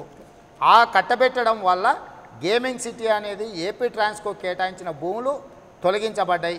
ఆ తొలగించిన వాటిని తీసుకొచ్చి మెట్రో రైలు మీద పెట్టడం జరిగింది. మెట్రో రైలుని తీసుకెళ్ళి ఇంకో దగ్గర పెట్టాలని ప్రయత్నం చేశారు. మా పోరాటం వల్ల కేంద్ర ప్రభుత్వం ఈ పరిస్థితులను అన్నిటిని కూడా గమనించి మెట్రో రైల్ అలైన్మెంట్ మొత్తాన్ని గెజెట్ నోటిఫికేషన్ ఇచ్చేసి వాటిని ఫ్రీజ్ చేసింది. అంటే ఈ రాష్ట్ర ప్రభుత్వానికి ఇంకా అలైన్మెంట్ మార్చడానికి కానీ చిన్న మార్పు చేర్పులు చేయాలన్నా కూడా కేంద్ర ప్రభుత్వం దగ్గరికి పోవాలనే విధంగా చట్ట సవరణ చేసి, ఆంధ్రాలో కూడా మెట్రో రైలు రాబోతుంది, అక్కడ కూడా ఇలాంటి చట్ట సవరణ మీరు ఎక్కడైనా కూడా చేయని ప్రజలకు పనికొచ్చేది. ఆంధ్రప్రదేశ్ ప్రభుత్వం బ్లాక్మెయిల్ చేసి వాళ్ళ స్వార్థం కోసం ఏదైనా అడిగింది అనుకోండి, డెఫినెట్గా కేంద్ర ప్రభుత్వం ప్రివేల్ ఇచ్చేస్తే తప్పేముంది. ఎక్కడైనా కూడా అల్టిమేట్గా నిర్ణయం వల్ల ప్రజలకు లాభమా నష్టమా అనేది చూడాలి తప్ప, కేంద్ర ప్రభుత్వం అయినా మనదే కదా, మనం ఓట్లు వేస్తేనే ఎంపీలు అయినా, మనం ఎన్నుకుంటేనే కేంద్ర ప్రభుత్వం వచ్చింది, రాష్ట్ర ప్రభుత్వం అయితే కేంద్ర ప్రభుత్వం అయితే. ఎంతోమంది కాలర్స్ మీతో మాట్లాడడానికి వెయిట్ చేస్తున్నారు. ముందుగా సాయి హుజూరాబాద్ నుంచి ఫోన్ లైన్లో ఉన్నారు, చెప్పండి సాయి. గుడ్ ఈవినింగ్ అండి రేవంత్ రెడ్డి గారు, నా పేరు సాయి ఫ్రమ్ హుజూరాబాద్ అండి. సాయి గారు చెప్పండి. నేను మిమ్మల్ని 3 క్వశ్చన్లు అడుగుతాను, మీరు నాకు క్లారిటీగా సమాధానం చెప్తారా? అడగండి, పర్వాలేదు.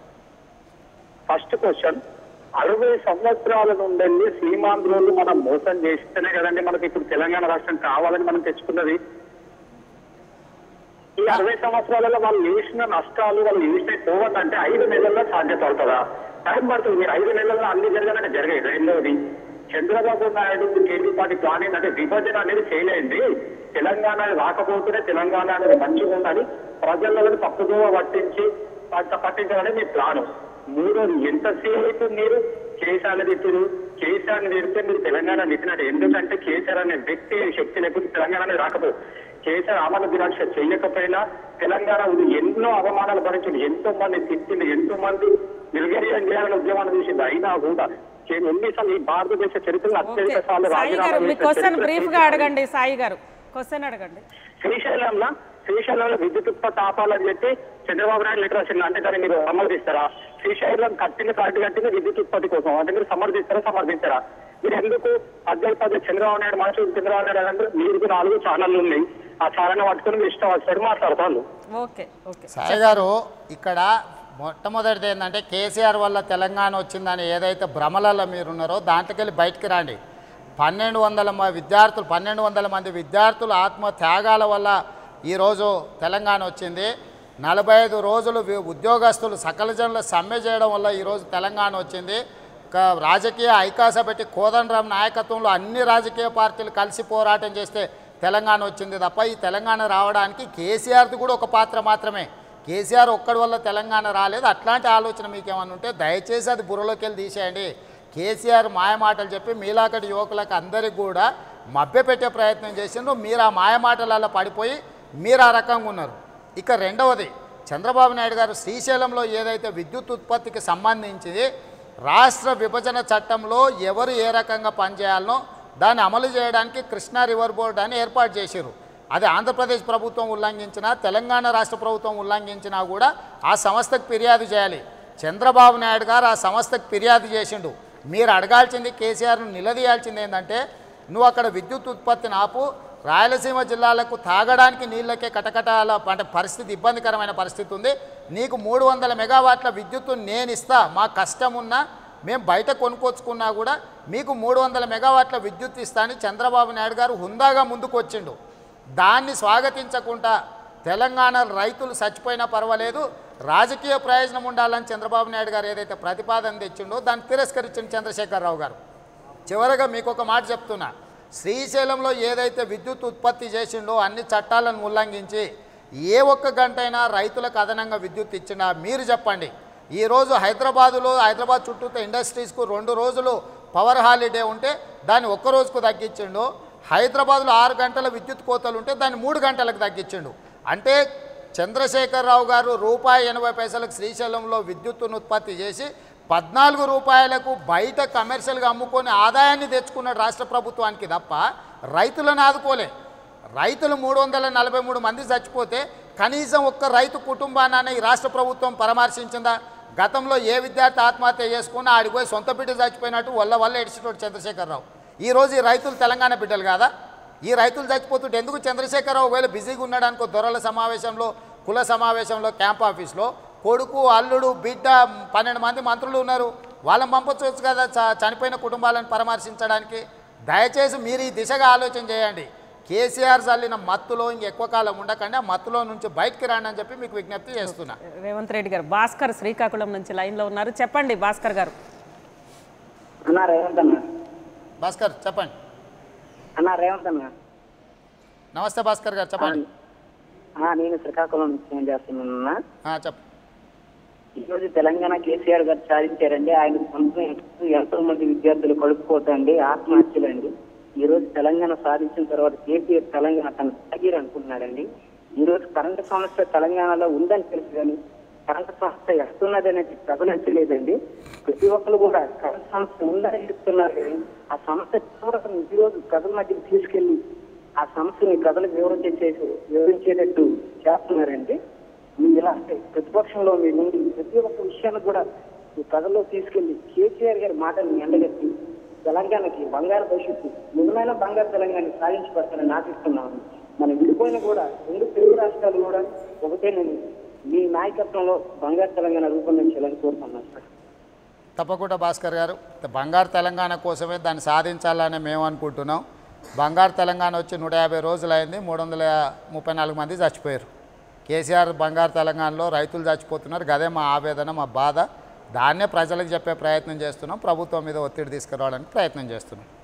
రాంబాబు హైదరాబాద్ నుంచి లైన్లో ఉన్నారు. రాంబాబు గారు చెప్పండి, ఏం అడగాలనుకుంటున్నారు రేవంత్ రెడ్డి గారు? నమస్కారం మేడం. రేవంత్ రెడ్డి గారు నమస్తే అండి. రాంబాబు గారు నమస్కారం అండి, చెప్పండి. సార్ మీరు ఇందాక చెప్పినట్టు 100% ఒక విషయం వీళ్ళందరూ గుర్తుపెట్టుకోవాలి. ఏ ఒక్క కేసీఆర్ వల్ల తెలంగాణ రాలేదు, ప్రజల కష్టార్జితంతో వచ్చింది. ఏంటి అది ఆ ఆలోచన జ్ఞానం అనేది వీళ్ళు ఆలోచించుకోవాలంటే ఏంటి. ఇంకొకటి తెలివైన నాయకుడు, సమర్థవంతమైన నాయకుడు ప్రత్యామ్నాయాల మీద దృష్టి పెట్టాలి కానీ ఏ కాడికి వాళ్ళ వల్ల అవుతుంది. చంద్రబాబు గారు చెప్తే మోడీ గారు ఎందుకు తింటారండి? అసలు కేంద్రం ఎవరైనా ఎందుకు తింటారండి?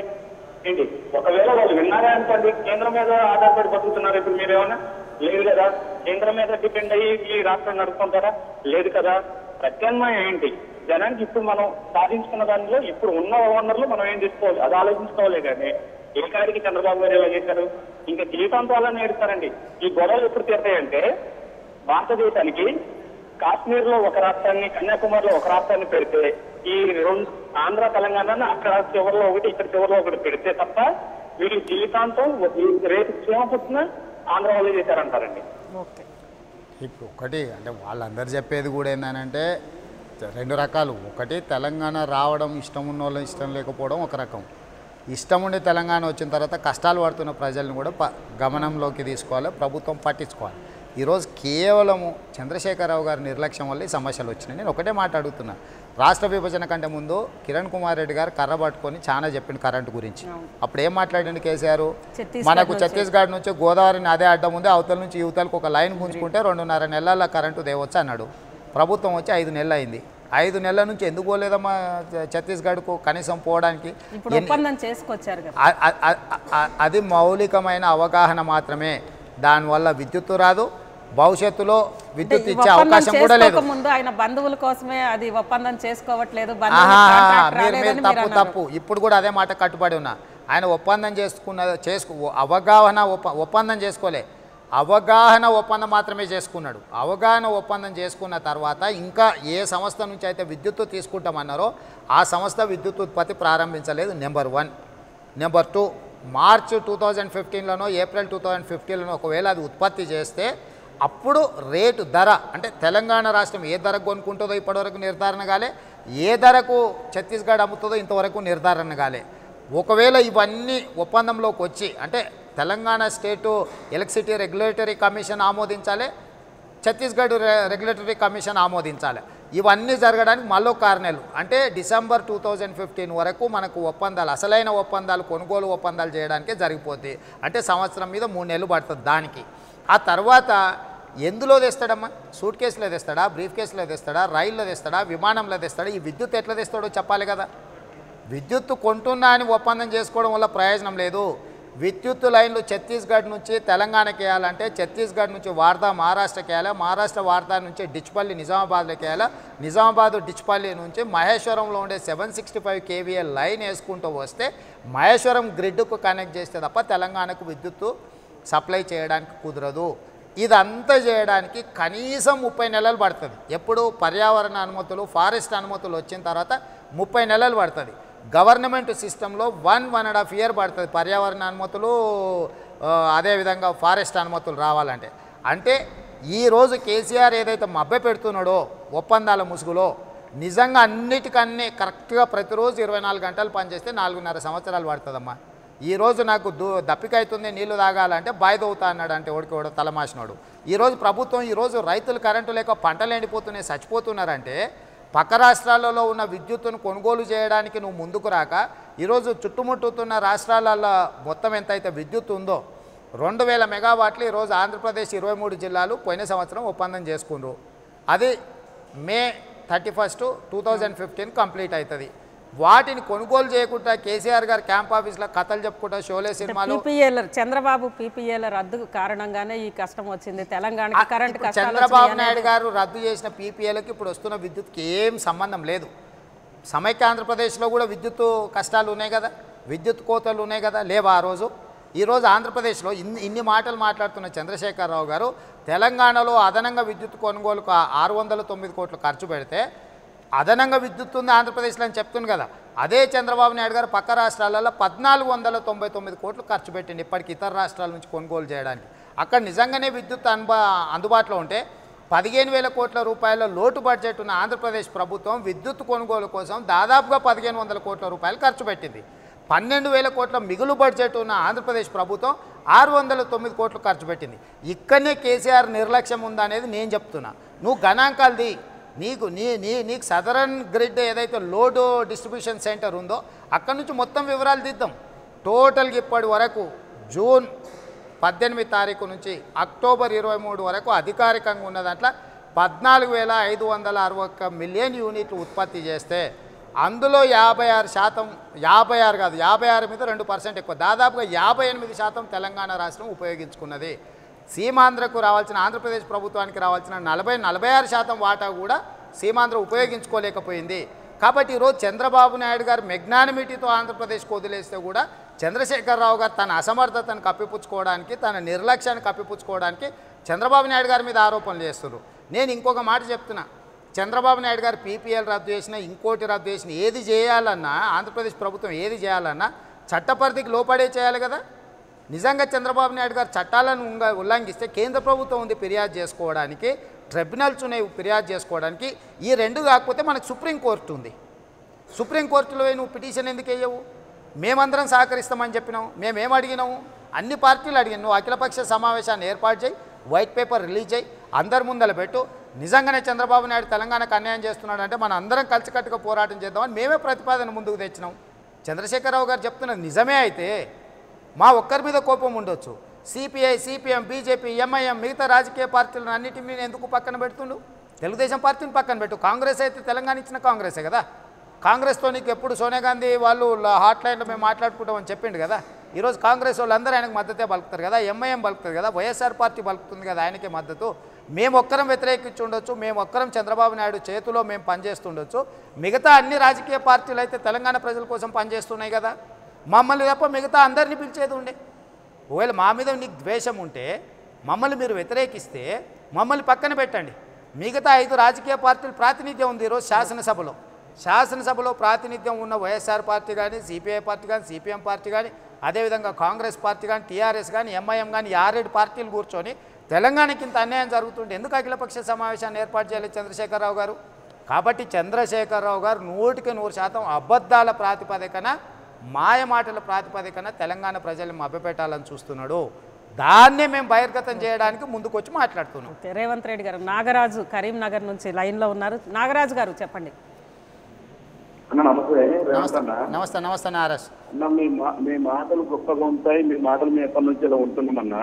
దయచేసి తెలంగాణ రాష్ట్రం కొత్తగా ఏర్పడింది. గతంలో ఎప్పుడు కేసీఆర్ టార్గెట్ చేసుకుంటూ అంతకుముందు గతంలో రేవంత్ రెడ్డి గారు కొన్ని రోజులు, ముందు నడుచుకుంటూ కొన్ని రోజులు, తర్వాత మీరు అన్న ఈ రోజు 1,00,000 కోట్ల బడ్జెట్, మహా బడ్జెట్, పెద్ద బడ్జెట్, మీరేదో సంతోషపడుతున్న బడ్జెట్ దాన్ని సపోర్ట్ చేసి ఈ విధంగా చేయండి అని చెప్పి మీరు చెప్పగలరు. ఈ రోజు బడ్జెట్ అవకతవకల బడ్జెట్ వాళ్ళ అల్లుడి కోసము వాళ్ళ కొడుకుల కోసం పెట్టుకుంటారు అని చెప్పేసి ఈ రోజు మళ్ళీ జనాలను ఆగందించే విధంగా ఉంది. అన్న ఈ రోజు కేసీఆర్ గారు బాగా పరిపాలన చేసుకుంటూ కరెంటుకు నానా కష్టాలు పడుతుందని చెప్పేసి చర్చలు చేస్తూ తొందరలో కరెంటు వచ్చే విధంగా నానా ప్రయత్నాలు చేసుకుంటే ఆ విధంగా ఈ విధంగా అని చెప్పేసి ఒక ప్లాన్ ఇచ్చే పద్ధతిలో ఉన్న మీరు గొప్ప వ్యక్తులు. ఇలా కరెంటే రాదు, కరెంట్ వచ్చే అవసరం లేదు, బతిలాడు లేదు, పని చేస్తలేరు అని చెప్పేసి కేసీఆర్ గారిని బదనాం చేస్తే మేము హీరోలు అవుతాం, ఇక్కడ టార్గెట్ అవుతాం, ఈ రోజు మేము గొప్పగా స్పీచ్ ఇస్తాం, మా జనాలు నమ్ముతామని చెప్పి అన్నా. మీరు గతంలో రేవంత్ రెడ్డి అన్న గారు కరీంనగర్కి వచ్చినప్పుడు మమ్మల్ని విద్యార్థులు మీరు క్వశ్చన్ అడగండి. నాగరాజు గారు సూటిగా మీరు ఏం అడగదలుచుకున్నారో క్వశ్చన్ అడగండి. అన్న మీలాంటి గొప్ప వాళ్ళు ఏ విధంగా ఉండాలి, పాలన ఎట్లుండాలని చెప్పి చేయాలి తప్ప కేసీఆర్ గారి సొంత కుటుంబం మీద, కేటీఆర్ గారి మీద, హరీష్ రావు గారి మీద, లేదా పార్టీ మీద ఒక లేనిపోని గనులుగా చేయకదని చెప్పేసి దయచేసి అన్నను వేడుకుంటాం. మీ స్పీచ్ కానీ మీ కానీ ఎప్పుడు ఇస్తాం అన్న. ఓకే నాగరాజు గారు. ఇక వెంకట్ నల్గొండ నుంచి లైన్లో ఉన్నారు. వెంకట్ గారు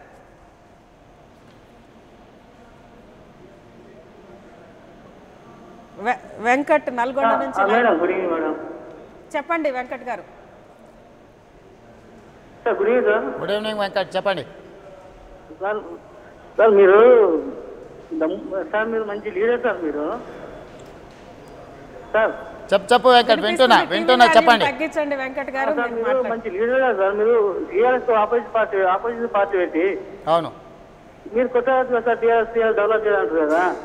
మంచి యంగ్ లీడర్ సార్ మీరు, అంటే మాకు చాలా అభిమానము. Thank you Venkat. Sir Venkat చెప్పు చెప్పు వెంకట్. తెలియదు సార్ నాకు వినిపిస్తుంది. తెలంగాణలో దమ్మున్న లీడర్లాగా అనిపిస్తారు. కొంచెం పార్టీ మీరు టీఆర్ఎస్ ఆపోజిట్ పార్టీ మీరు సొంతంగా పెట్టారు సార్, పెట్టి డెవలప్ చేసి తెలంగాణ డెవలప్ చేస్తారు సార్ మీరు. వెంకట్, తెలంగాణ డెవలప్ చేయడానికి పార్టీ పెట్టాల్సిన అవసరం లేదు. మనం ప్రజలను అభివృద్ధి పదం వైపు నడిపించడానికి ప్రతిపక్షంలో ఉండి కూడా మనం ఆ పాత్ర పోషించవచ్చు. ప్రభుత్వం తప్పిదాలను లేవనెత్తి చూపడమే మాకు ప్రధానంగా ప్రజలు ఇచ్చిన బాధ్యత. ఆ ప్రయత్నమే చేస్తున్నాం. కాకపోతే టీఆర్ఎస్ఓ లేకపోతే కేసీఆర్ని వ్యక్తిగతంగా అభిమానించే వాళ్ళకి అది కొంచెం బాధ కలిగిస్తున్నట్టుంది. కానీ నిజాలు నిష్ఠూరంగా ఉన్నా కూడా చెప్పక తప్పదు. చెప్పకపోతే రేపేమంటారు, మీరు ఏం పని చేసిండ్రు, ప్రతిపక్ష హోదా మీకు ఇస్తే మీరు ప్రజల్ని వంచిండ్రు కదా, మోసం చేసిండ్రు కదా, మేము నిజంగానే తప్పు చేస్తే రేవంత్ రెడ్డి మాట్లాడుకుంటాడని ఇదే కేసీఆర్ అంటారు రేపు పొద్దుగాల. కాబట్టి మేము ఎక్కడే కానీ వ్యక్తిగతంగా దూషించడం లేదు. ప్రభుత్వం తీసుకున్న నిర్ణయాలల్లా ఉన్న లోపాలను మాత్రం ఎత్తి చూపిస్తున్నాను. నేను మొట్టమొదట మాట్లాడింది సిమెంటు ధరలు పెంచినప్పుడు సిమెంటు ధరలు పెంచాలన్నా తగ్గించాలన్నా. రెండవసారి మాట్లాడింది మెడికల్ ఫీజులు పెంచినప్పుడు మెడికల్ విద్యార్థుల ఫీజులు కష్టంగా తల్లిదండ్రులు కూడగట్టుకొని చదివించుకునే విద్యార్థుల ఫీజులు అడ్డగోలుగా పెంచిండు, దాని మీద మాట్లాడినా. ఫీజు రియంబర్స్మెంట్ రద్దు చేస్తే దాని మీద మాట్లాడినా. రైతులు ఆత్మహత్య చేసుకుంటే దాని మీద మాట్లాడినా. విద్యుత్ కొనుగోలు చేయకపోతే దాని మీద మాట్లాడినా. కాబట్టి ప్రతిపక్షంగా నేను చేయాల్సిన బాధ్యత ప్రజలు ఏదైతే ఇచ్చిందో దాన్ని నెరవేర్చే ప్రయత్నం నేను చేస్తున్నా. ఓకే, బాలరాజు సంగారెడ్డి నుంచి లైన్లో ఉన్నారు. బాలరాజు గారు చెప్పండి. సార్ నమస్కారం సార్. నమస్తే బాలరాజు, చెప్పండి. సార్ ఏం లేదు సార్, ఇప్పుడు కేసీఆర్ గారు దళితుని సీఎం చేస్తున్నారు అని చెప్పేసి 100 సార్లు తలనరుకు 100 సార్లు కాదు 1000 సార్లు తలనరుకుంటామని అన్నాడు. మరి ఆయన ఎన్నిసార్లు తలనరుకున్నారు సీఎం సంగతి. అయితే ఈ దళితులు సీఎం చేస్తామనే విషయంలో మేము దళితులని అడుగుతున్నాం కానీ ఏ ప్రతిపక్ష పార్టీలు కూడా అడగట్లేదు సార్. ఇప్పుడు అడిగే అలసిపోయినాం మిత్రమా. రావణాసురులాగా పత్తళ్ళు ఉన్నట్టున్నాయి కేసీఆర్కి. అయిందాని కాందాన్ని నా తలను అరుక్కుంటా అని ఆయన చెప్తుంటాడు. అది రాగా మరి ఆయనకు ఎన్ని తలకాయలు ఉన్నాయి అనేది నిజంగా కూడా మన అందరం నిలదీయాల్సిందే. ఓట్లల్లో ఆ పని చేసినట్టే బాగుండేది. ఇప్పటికైనా ఇప్పుడు కృష్ణమాదిగని మేమందరం మద్దతు పలికి శాసనసభకు నిలబెట్టినాం. మేమందరం సంపూర్ణంగా గెలిపించాలనుకున్నాం ఒక దళితుడిని. కానీ దురదృష్టవశాత్తు ఓడగొట్టిండ్రు. దళితుల వాయిస్ అనేది వినిపించకుండా చంద్రశేఖరరావు గారు చేసిండ్రు. భవిష్యత్తులో దళితుల పక్షాన నేను మాట్లాడతా. ఖచ్చితంగా కేసీఆర్ గారు చేసిన హామీలు వదిలేసిన వాటిని అన్నిటిని కూడా చర్చకు తీసుకొస్తాం, నిలదీస్తాం కేసీఆర్ను దళితుల పక్షాన. ఓకే, రేవంత్ రెడ్డి గారు నెక్స్ట్ కాలర్ని తీసుకునే ముందు నాది కూడా ఒక క్వశ్చన్ ఉంది దీనికి అనుబంధంగా. కేసీఆర్ గారు దళితుల్ని ముఖ్యమంత్రి చేస్తానన్నారు, చెయ్యలేదంటున్నారు. ఇక్కడ తెలంగాణలో మొదటి నుంచి కూడా టీడీపీ ఒక బీసీల పార్టీగా ఇక్కడ పేరు పొందింది. బీసీ ముఖ్యమంత్రి అవుతాడు అని గతంలో చంద్రబాబు గారు కూడా చెప్పారు. కానీ మీరు మాత్రం తెలంగాణలో టీడీపీ ప్రభుత్వం వస్తే నేనే ముఖ్యమంత్రి అవుతానని చెప్పి అన్న సందర్భాలు ఉన్నాయి. మరి ఇది మీ పార్టీ కూడా మీ స్టాండ్ మార్చుకుంటున్నారు. ఇప్పుడు 2010 ఎప్పుడైనా ఎన్నికల ముందు పార్టీలు ఎజెండాలు ఫిక్స్ చేసుకుంటే మేనిఫెస్టో తీసుకొని ముందుకెళ్తాయి. ఇప్పుడు 2004లో చంద్రబాబు నాయుడు గారు ఉచిత కరెంట్ ఇవ్వని అన్నాడు. 2009కి వచ్చినప్పుడు ఉచిత కరెంటు మేము ఇస్తామన్నాడు. రాజశేఖర రెడ్డి గారు కొన్ని సంక్షేమ పథకాలు వద్దన్నాడు, తర్వాత వచ్చినప్పుడు ఇస్తా అన్నాడు. కేసీఆర్ని కూడా అలానే తీసుకోవచ్చు. అయితే నేను అదే చెప్తున్నా, తను చెప్పిన దానికంటే ఇంకా ఎక్సెస్గా ముందుకెళ్ళి చెప్పిండు ఈరోజు.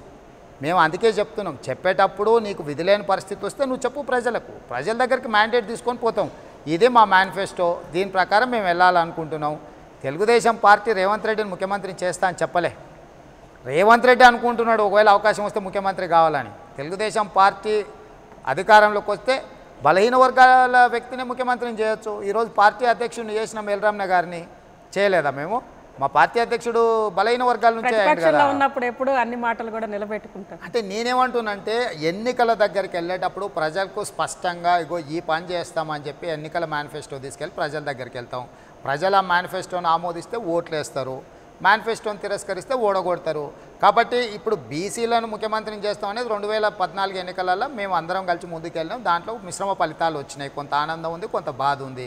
2019కి వచ్చినప్పుడు పార్టీ మళ్ళీ కూర్చుంటుంది, పోలిట్ బ్యూరో నిర్ణయించుకుంటుంది, పోలిట్ బ్యూరో చర్చిస్తుంది, ఎన్నికల మేనిఫెస్టో తెలంగాణకి ఏముండాలనో నిర్ధారిస్తుంది. అప్పుడు పార్టీ ఒక ప్రతిపాదనతో ముందుకు వస్తుంది, ఎవరిని చేస్తారు ఏం చేస్తారు అనేది. ఇప్పుడు నేను మల్కాజ్గిరి పార్లమెంట్ టికెట్ నాకు కావాలని అడిగినా, లేదు మల్లారెడ్డికి ఇచ్చారు. అది పార్టీ మీరు అసంతృప్తి కూడా కొంత అసంతృప్తి ఏదైనా ఉండని, అంటే పార్టీ ఒక నిర్ణయం తీసుకుంది. అంటే నేను ఎందుకు ఈ మాట చెప్తున్నా అంటే వ్యక్తిగతంగా మనకు 100 కోరికలు ఉంటాయి, 1000 ప్రయత్నాలు చేస్తాం, కానీ పార్టీ ఒక నిర్ణయం తీసుకుంటుంది. నిబద్ధత కలిగిన నాయకుడిగా పార్టీ నిర్ణయాన్ని కట్టుబడి ఉండాలి, లేకపోతే పార్టీని వదిలేసి బయటకని వెళ్ళాలి. నేను పార్టీ నిర్ణయాన్ని కట్టుబడి ఉండే నిబద్ధత నాయకుడు తెలుగుదేశం పార్టీలు ఉన్నా. రేపు భవిష్యత్తులో అయినా కూడా ప్రతి రాజకీయ నాయకుడికి నీ కోరిక ఏంటంటే ఏం చెప్తారమ్మా? నేను కొంచెం ఓపెన్గా చెప్పి ఉండొచ్చు, కానీ మిగతా వాళ్ళందరి కోరికలు ఏంది మీరు చెప్పండి. ఎవరైనా కూడా కుర్చీ వస్తుందంటే వద్దంటారా? వాళ్ళందరూ లోపల పెట్టుకొని అలాంటి కుట్రలు కుతంత్రాలు చేసుకుంటూ వస్తే నేను కొంచెం ఓపెన్గా మాట్లాడి ఉండొచ్చు. కాకపోతే తెలుగుదేశం పార్టీకి ఒక విధానం ఉంది. వ్యక్తుల అభిప్రాయాలు పార్టీకి చెప్పడం వరకే పరిమితం అవుతాయి. పార్టీ తీసుకున్న నిర్ణయానికి సీఎం అవ్వాలని ఎప్పుడు ఇప్పుడు రేపు పొద్దుగాలు ఇచ్చినా కూడా తీసుకుంటాం. దానికి సమయం ఎందుకు? టీడీపీ నుంచి అధికారంలోకి ఎప్పుడు వస్తారు? అది పార్టీని వచ్చే 2019లో 2019 అనగా రేపు ఎప్పుడు జనరల్ ఎలక్షన్ వస్తే అప్పుడు ఖచ్చితంగా తెలుగుదేశం పార్టీని అధికారంలోకి తీసుకురావాలనే ప్రయత్నంతో ఈరోజు డే 1 నుంచి ప్రజల పక్షాన పోరాటం చేస్తున్నాం. ఈరోజు తెలంగాణలో కాంగ్రెస్ అనేది కనిపించడం లేదు. కాంగ్రెస్ అనేది ప్రజల పక్షాన గలం విప్పట్లేదు. అధికారంలో ఉన్నది టీఆర్ఎస్, ప్రతిపక్షంలో ఉన్న తెలుగుదేశం. ప్రజల పక్షాన పోరాటం చేస్తున్న తెలుగుదేశం ఉన్నదని చెప్పి దాదాపుగా మీరు వాతావరణం మీరు చూడండి. కాబట్టి ప్రజల పక్షాన ప్రయత్నం చేస్తున్నా, పోరాటం చేస్తున్నా, ప్రజల పక్కన నిలబడ్డ మమ్మల్ని డెఫినెట్గా ప్రజలు ఆదరిస్తారు, గౌరవిస్తారు. ఒకరోజు తెలుగుదేశం పార్టీకి అధికారం వస్తుంది, అభివృద్ధి చేసి చూపిస్తాం. గతంలో హైదరాబాద్ని అభివృద్ధి చేసింది మేమే, రేపైనా చేయబోయేది మేమే. అదే ప్రజలకు చెప్తాం, ప్రజల దగ్గరికి వెళ్తాం, ప్రజల ఓట్లు తెచ్చుకుంటాం, ఎన్నికలలో నెగ్గుతాం, ఖచ్చితంగా అధికారంలోకి వస్తాం. అసెంబ్లీలో ప్రభుత్వాన్ని ఉక్కిరి బుక్కిరి చేస్తానంటున్న రేవంత్ రెడ్డి గారు రేపు బడ్జెట్ సమావేశాల్లో ఎలాంటి అస్త్రాలు ప్రభుత్వంపై సంధించబోతున్నారు? ఇదే అంశంపై ఓపెన్ టాక్లో చర్చించే ముందు ఇప్పుడు చిన్న బ్రేక్ తీసుకుందాం.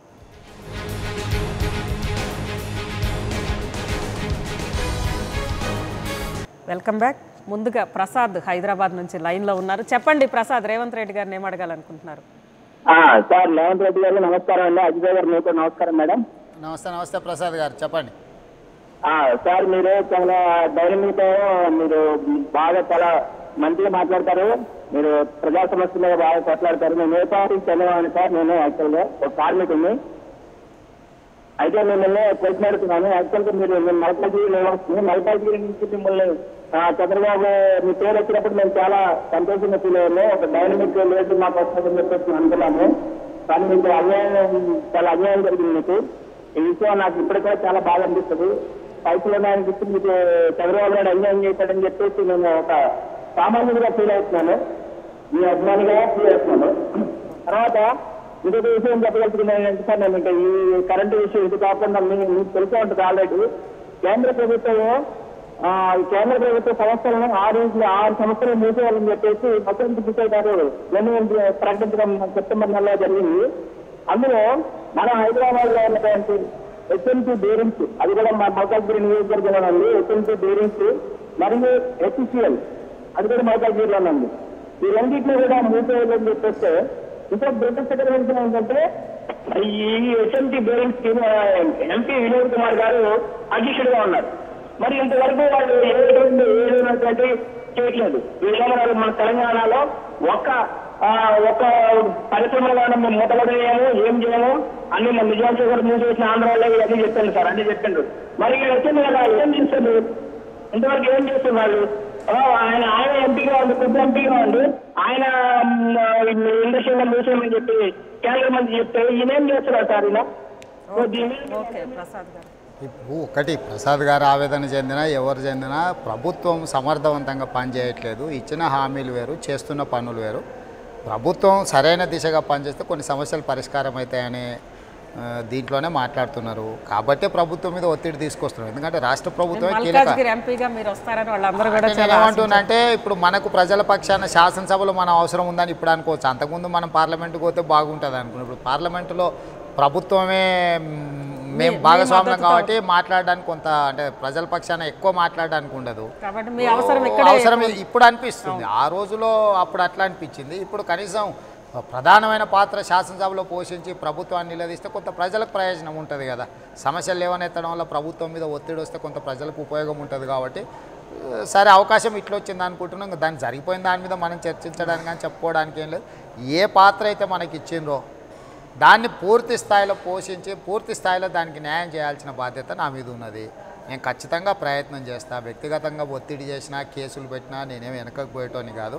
అట్లాంటి ప్రయత్నాలు చేయడం వల్ల వాళ్ళు అలసిపోవాల్సిందే తప్ప నన్నేమో అలవగొట్టలేరు. ఖచ్చితంగా ఈ ప్రభుత్వం మీద ఏం మాట్లాడాలనో, ఎట్లా మాట్లాడాలనో, ఏ రకంగా ఒత్తిడి చేయాలనో నాకు బాగా తెలుసు. అదే రకంగా పనిచేస్తాం. ఖచ్చితంగా ఒత్తిడి తీసుకొస్తాం. నరేష్ గుంటూరు నుంచి లైన్లో ఉన్నారు. నరేష్ గారు,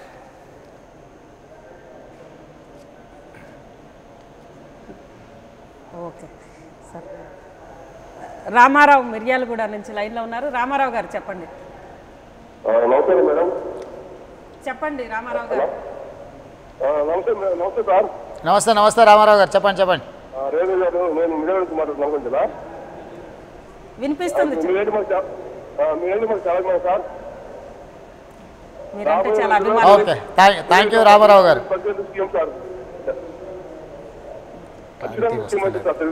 మీరు ఖచ్చితంగా ముఖ్యమంత్రి అవ్వాలి అని చెప్పండి. Thank you. అదే మాట రేవంత్ రెడ్డి రామారావు ఇద్దరు కోరుకుంటే కాదు కదా మిత్రమా. తెలంగాణ ప్రజలందరూ కోరుకోవాలి. ప్రజలు పార్టీ అన్నీ కోరుకున్నప్పుడు మనం అనుకున్న దిశగా పనిచేస్తాం. సరే ఏదైనా ఏమైనా ప్రజాప్రతినిధిగా రాజకీయాలలో ప్రజా జీవితంలో ఉన్నంతకాలం మాత్రం ప్రజల పక్షాన గట్టిగా పోరాటం చేస్తా, గలం వినిపిస్తా, అందులో మాత్రం తిరుగులేదు ఇక. ఓకే రేవంత్ రెడ్డి గారు, ఈరోజు తెలుగు రాష్ట్రాలు రెండూ చూస్తున్నమాట, ఆంధ్రప్రదేశ్ కానీ తెలంగాణ కానీ అనేక విషయాల్లో ముఖ్యంగా నీరు కానీ లేదా విద్యుత్ కానీ ఇంకా అనేక సమస్యలు రెండు రాష్ట్రాల మధ్య కూడా తలెత్తే అవకాశం ఉంది. ఈ సమస్యలు ఇప్పట్లో సమసిపోయే అవకాశం కూడా లేదు. ఇలాంటి సమయంలో తెలంగాణలో తెలుగుదేశం పార్టీ ఏ నినాదంతో ముందుకెళ్తుంది? ఎందుకంటే అవతల తెలుగుదేశం పార్టీ ప్రభుత్వం ఉంది, ఖచ్చితంగా అది మిమ్మల్ని ఇరుకుని పెట్టే లేదు. అదే తప్పు. నేను అదే చెప్తున్నా. ఇక్కడ కూడా తెలుగుదేశం పార్టీ ఉంటే 80% సమస్యలకు తక్షణమే పరిష్కారం ఉండేది. ఎక్కడైనా ప్రపంచ దేశాలలో మీరు ఏ సమస్యనైనా చూడండి, ఏ సమస్య వచ్చినా, ఎంత పెద్ద సమస్య వచ్చినా, యుద్ధాలు జరిగినా చివరికి ఏం జరుగుద్ది? చర్చల ద్వారా సమస్యకు పరిష్కారం చూపిస్తారు. ఈరోజు మొట్టమొదట అధికారుల స్థాయిలో రెండు రాష్ట్ర ప్రభుత్వాలు మాట్లాడుకోవాలి. ఆంధ్రప్రదేశ్ ప్రభుత్వం ఓపెన్ మైండ్తో మేము చర్చలకు సిద్ధంగా ఉన్నాం అన్నప్పుడు చంద్రశేఖరరావు గారికి అంత నామోషిగా ఉంటే నేనేంది ఇంత పెద్ద ధోరణి చర్చకు పోయేదేందని ఒకవేళ నామోషిగా ఫీల్ అయితే చీఫ్ సెక్రటరీనో సంబంధిత శాఖ ప్రిన్సిపల్ సెక్రటరీలను ఆ శాఖ సంబంధించిన చీఫ్ సెక్రటరీకి అదేవిధంగా సెక్రటరీల దగ్గరికి పంపిస్తే కొంత చర్చలు జరుగుతాయి, అక్కడ పరిష్కారం అయింది. అక్కడ కానప్పుడు ముఖ్యమంత్రులు ఇద్దరు కూర్చొని చర్చించుకోవచ్చు. అక్కడ కానప్పుడు మనకు ఉమ్మడి రాష్ట్రానికి గవర్నర్ ఉన్నారు, అక్కడ చర్చించుకోవచ్చు. ఇక్కడ కాకపోతే కేంద్ర ప్రభుత్వం ఉంది. అంటే అల్టిమేట్గా ప్రజాస్వామ్యంలో ఎంత పెద్ద సమస్య అయినా చర్చల ద్వారానే పరిష్కారం అవుతుంది. చర్చలకు ఒక సుహృద్భావమైన వాతావరణాన్ని కల్పించాలి. ఆ వాతావరణాన్ని కల్పించకుండా అందరిని మేము దూషిస్తాం, అందరిని మేము తిడతాం, తిట్ల ద్వారా బెదిరించుకొని పని నడుపుకుంటామని చంద్రశేఖరరావు గారు నమ్ముతుండ్రు. ప్రతిపక్షంలో ఉన్నప్పుడు అవన్నీ బాగానే ఉంటాయి, కానీ ప్రభుత్వంలో ఉన్నప్పుడు అది చెల్లదు. ప్రభుత్వంలో ఉన్నప్పుడు తక్కువ మాట్లాడాలా, ఎక్కువ పని చేయాలి. ప్రతిపక్షంలో ఉన్నప్పుడు మాట్లాడడమే పని, చేయడానికి మన చేతిలో పెన్ను పేపర్ సంతకం పెడితే చెల్లదు కదా. కాబట్టి అప్పుడు మాట్లాడాలి. చంద్రశేఖరరావు గారి పాత్ర మారిపోయిందన్న సంగతి ఆయనకి ఇంకా పూర్తి స్థాయిలో నమ్మకం వచ్చినట్టు లేదు. ఉద్యమకారుడుగానో, బంధువులనో, రోడ్ల మీద ధర్నాలు చేసుట్లనో, ధర్నాలకు ఉసిగొల్పడానికి మాట్లాడట్లనో చంద్రశేఖరరావు గారు దిట్ట. కానీ పరిపాలనలో ఆయన వైఫల్యం స్పష్టంగా కనిపిస్తుంది. మేము అదే చెప్తున్నాం, నీ పాత్ర మారింది, పని చేయి. నువ్వు పని చేయడం ద్వారానే ప్రజలకు ఉపయోగం అవుతుంది తప్ప మాట్లాడితే ప్రయోజనం ఉండదు, తిడితే అసలే ప్రయోజనం ఉండదు. నేను ఇంతకుముందు కూడా చెప్పిన, ఇప్పుడు కూడా చెప్తున్నా, కృష్ణా రివర్ బోర్డుని తిడతావు, నువ్వు ముఖ్యమంత్రులను తిడతావు, కేంద్ర మంత్రులను తిడతావు, ప్రధానమంత్రిని తిడతావు, అందరినీ తిడతావు. అడుక్కునేటోడు ఎప్పుడైనా సబ్మెసివ్గా మాట్లాడాలా? తిట్టి పిచ్చమడుగు తీస్తాడు ఎవడైనా? ఈరోజు మనకు విద్యుత్ లోపం ఉంది, లోటు ఉంది, కష్టం ఉంది. ఏం చేయాలా? పోయి ఆ ముఖ్యమంత్రులు ఇవాళ రమణ్ సింగ్ దగ్గరికి నువ్వు పోయినావు, చర్చించుకోవడం వల్ల కనీసం ఓ MOU అన్న సంతకం పెట్టిండు. అదే పని ఈ మాత్రం పరిజ్ఞానము ప్రధానమంత్రి దగ్గర పోయి 2 రోజులు ఖచ్చితంగా కూర్చుంటే కనీసం 200, 500, 1000 మెగావాట్లో కేంద్ర ప్రభుత్వం పూల్లో ఉండేది ఇచ్చేవాడు కదా. ఈరోజు అన్ని రాష్ట్రాలకు పంచిపెట్టిన తర్వాత నిన్న పోయిన పీయూష్ గోయల్ దగ్గరికి హరీష్ రావు గారు ఏమిస్తాడు? ఇప్పుడు పంచేది అయిపోయింది, మళ్ళీ మార్చి తర్వాత ఇస్తారు. సో ప్రభుత్వం అనేది ఎవరి సొంత వ్యవహారం కాదు, సొంత లావాదేవీలు కాదు. ఒక ఎమ్మెల్యేగా నేను నా నియోజకవర్గంలో ఒక సామాన్యమైన ప్రజలకు, మామూలు వాళ్ళకు కూడా పెన్షనో, రేషన్ కార్డో, ఇంకోటో వస్తే అవసరం అనుకుంటే అక్కడ పోయి కూర్చొని అధికారులతో మాట్లాడి ఇప్పించాలా. అదే మనకు నాయకత్వ లక్షణము. ఈరోజు చంద్రశేఖరరావు గారు ఇంత పెద్ద రాష్ట్రానికి ముఖ్యమంత్రి అయ్యిండు. ఈ సమస్యలను పరిష్కరించాల్సిన బాధ్యత ఆయన మీద ఉన్నది. పరిష్కరించే పరిస్థితిని చేతిలో లేనప్పుడు సహకారం తీసుకోవాలా. ఎప్పుడు కూడా చుట్టూతో ఉన్న వాళ్ళతో నీకు కొంత కార్డియల్ రిలేషన్ ఉండి, కొంచెం పర్సనల్ రిలేషన్ ఉంటే పోయి కూర్చుంటే పని అయింది. నువ్వు ఆ పని చేయకుండా నీకు తీరిక దొరికినప్పుడు, నీకు మేలుకు వచ్చినప్పుడు, నువ్వు లేచి వచ్చినప్పుడు నేను ఎవరినైనా తిడతా, నేను ఎంత మాట అయినా అంటే ఎవరికి నువ్వు గొప్ప? నీ ఇంటికి గొప్ప? నరేంద్ర మోడీకి నువ్వు గొప్పనా? చంద్రబాబు నాయుడుకు నువ్వు గొప్పనా? లేకపోతే రమణ్ సింగ్కు నువ్వు గొప్పనా? ఏంది నీ గొప్పతనము? నువ్వు ఆఫ్టర్ ఆల్ 29 రాష్ట్రాల్లో ఒక రాష్ట్రానికి ముఖ్యమంత్రి, బుడ్డ రాష్ట్రం అది. మిగతా వాళ్ళు పెద్ద పెద్ద రాష్ట్రాలకు ముఖ్యమంత్రులు అయిన వాళ్ళు ఉండి మొత్తం దేశానికే ప్రధానమంత్రి నరేంద్ర మోడీ. ఈ మొత్తం దేశానికి 300 సీట్లతో గెలిచిన నరేంద్ర మోడీని పట్టుకొని కానీ ఎవరికి సాధ్యం కాని పని అయితే కేసీఆర్ చేశాడు కదా. ఎందుకమ్మా 60 ఏళ్ళ 14 రాష్ట్రాల నుంచి పోరాటం. 14 రాష్ట్రాల నుంచి 28 రాష్ట్రాలు ఏర్పడ్డాయి దేశంలో. 14 నుంచి 28 రావడానికి ప్రతి రాష్ట్రానికి ఒక పోరాటం జరిగింది. ఆంధ్ర అనే రాష్ట్రం ఎట్లొచ్చింది? పొట్టి శ్రీరాములు అనేట ఒక్కటైన తీసుకొచ్చిండు, తమిళనాడు నుంచి మద్రాసును విడగొట్టుకొని తీసుకొచ్చిండు. సో అట్లనే ఇక్కడ చంద్రశేఖరరావు గారు సింగిల్ ఎఫర్ట్ లేదు, అదే చెప్తున్నాను మొదటి నుంచి కూడా. కోదండరామ్ ఎక్కడ పోయిండు, ఉద్యోగ సంఘాలు ఎక్కడ పోయినాయి, చనిపోయిన విద్యార్థులు ఎక్కడ పోయినారు, బంధులు పాటించిన కుల సంఘాలు ఎక్కడ పోయినాయి, నిరంతరం నిరవధికంగా బంధులు పాటించిన వాళ్ళందరూ ఎక్కడికో పోయిర్రు. ఈరోజు ఎవరికి గుర్తింపు లేదు. కేసీఆర్ కుటుంబం, సచిన వాళ్ళందరూ మంది కుటుంబాలు, పదవులు వచ్చిన వాళ్ళు ఓన్లీ కేసీఆర్ కుటుంబం. ఇది ఈరోజు కాకపోవచ్చు, ఇంక కొద్ది కాలానికైనా చర్చ జరుగుద్ది కదా. సిపిఐకి ఉన్న నిబద్ధత కేసీఆర్కు ఉందా? నారాయణ గారు అంటే రాయలసీమ జిల్లాల వాసి అయి ఉన్నా కూడా తెలంగాణలో ప్రతి గ్రామంలో తెలంగాణ కోసం నిలబడ్డాడు, తిరిగిండు, ప్రజల దగ్గరికి పోయాడు. నారాయణ గారికి ఉన్న చిత్తశుద్ధి కంటే కేసీఆర్కి ఎక్కువ ఉందా? సో అట్లాంటి వాళ్ళని ఎందుకు ఇగ్నోర్ చేస్తున్నాడు ఈరోజు కేసీఆర్? అంటే కేసీఆర్కు కేవలం అందరూ పనిచేస్తే కూలి మాత్రం ఆయన తీసుకుంటాడు. అంటే తెలంగాణలో పోరాటాలు అందరూ కలిసి పనిచేస్తే దాని ఫలితం మాత్రం ఆయన ఇంటికి తీసుకెళ్ళి కొడుకుకు బిడ్డకు అల్లునికి పంచిపెట్టుకుంటారు. ఒక్క పాయింట్నే మేము వ్యతిరేకిస్తున్నాం. మిగతా అన్నిట్లలో మాకేముంటుంది? కేసీఆర్ తోటి మాకేమైనా గట్టి తగాద ఉందా, భూమి తగాద ఉందా, ఆస్తుల తగాద ఉందా? ఏముంది? ప్రజాస్వామ్యంలో ఎవరి పాత్రలు వాళ్ళు పోషించాలా.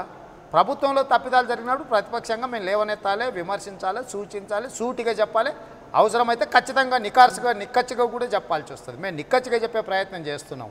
ఎందుకంటే కేసీఆర్ వినట్లేదు కాబట్టి.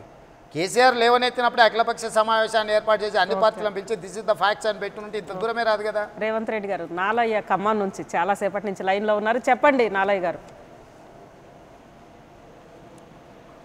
నాలయ్య గారు చెప్పండి.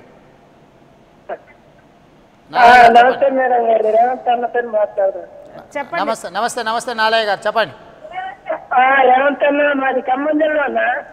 నమస్తే చెప్పు మిత్రమా. ఖమ్మం జిల్లా నుంచి మాకు ఇక్కడ కరెంటు అసలు అధ్వానంగా ఉంటుందన్న. తోటలు వెళ్ళిపోతున్నాయి, అసలు మీరు ఈసారి మాత్రం మంచిగా అసెంబ్లీ జరిగినప్పుడు కేసీఆర్ ని మాత్రం ధీటుగా మీరు ఎదుర్కోవాలన్న. తప్పకుండా మాలయ్య గారు తప్పకుండా మాట్లాడతాం. కేసీఆర్ను నిలదీస్తాం. ప్రజలకు మెరుగైన విద్యుత్తును అందించే విధంగా మా పోరాటం ఉంటుంది. వినోద్ హైదరాబాద్ నుంచి లైన్లో ఉన్నారు. వినోద్ గారు చెప్పండి. హలో వినోద్ గారు. హలో వినోద్ చెప్పండి.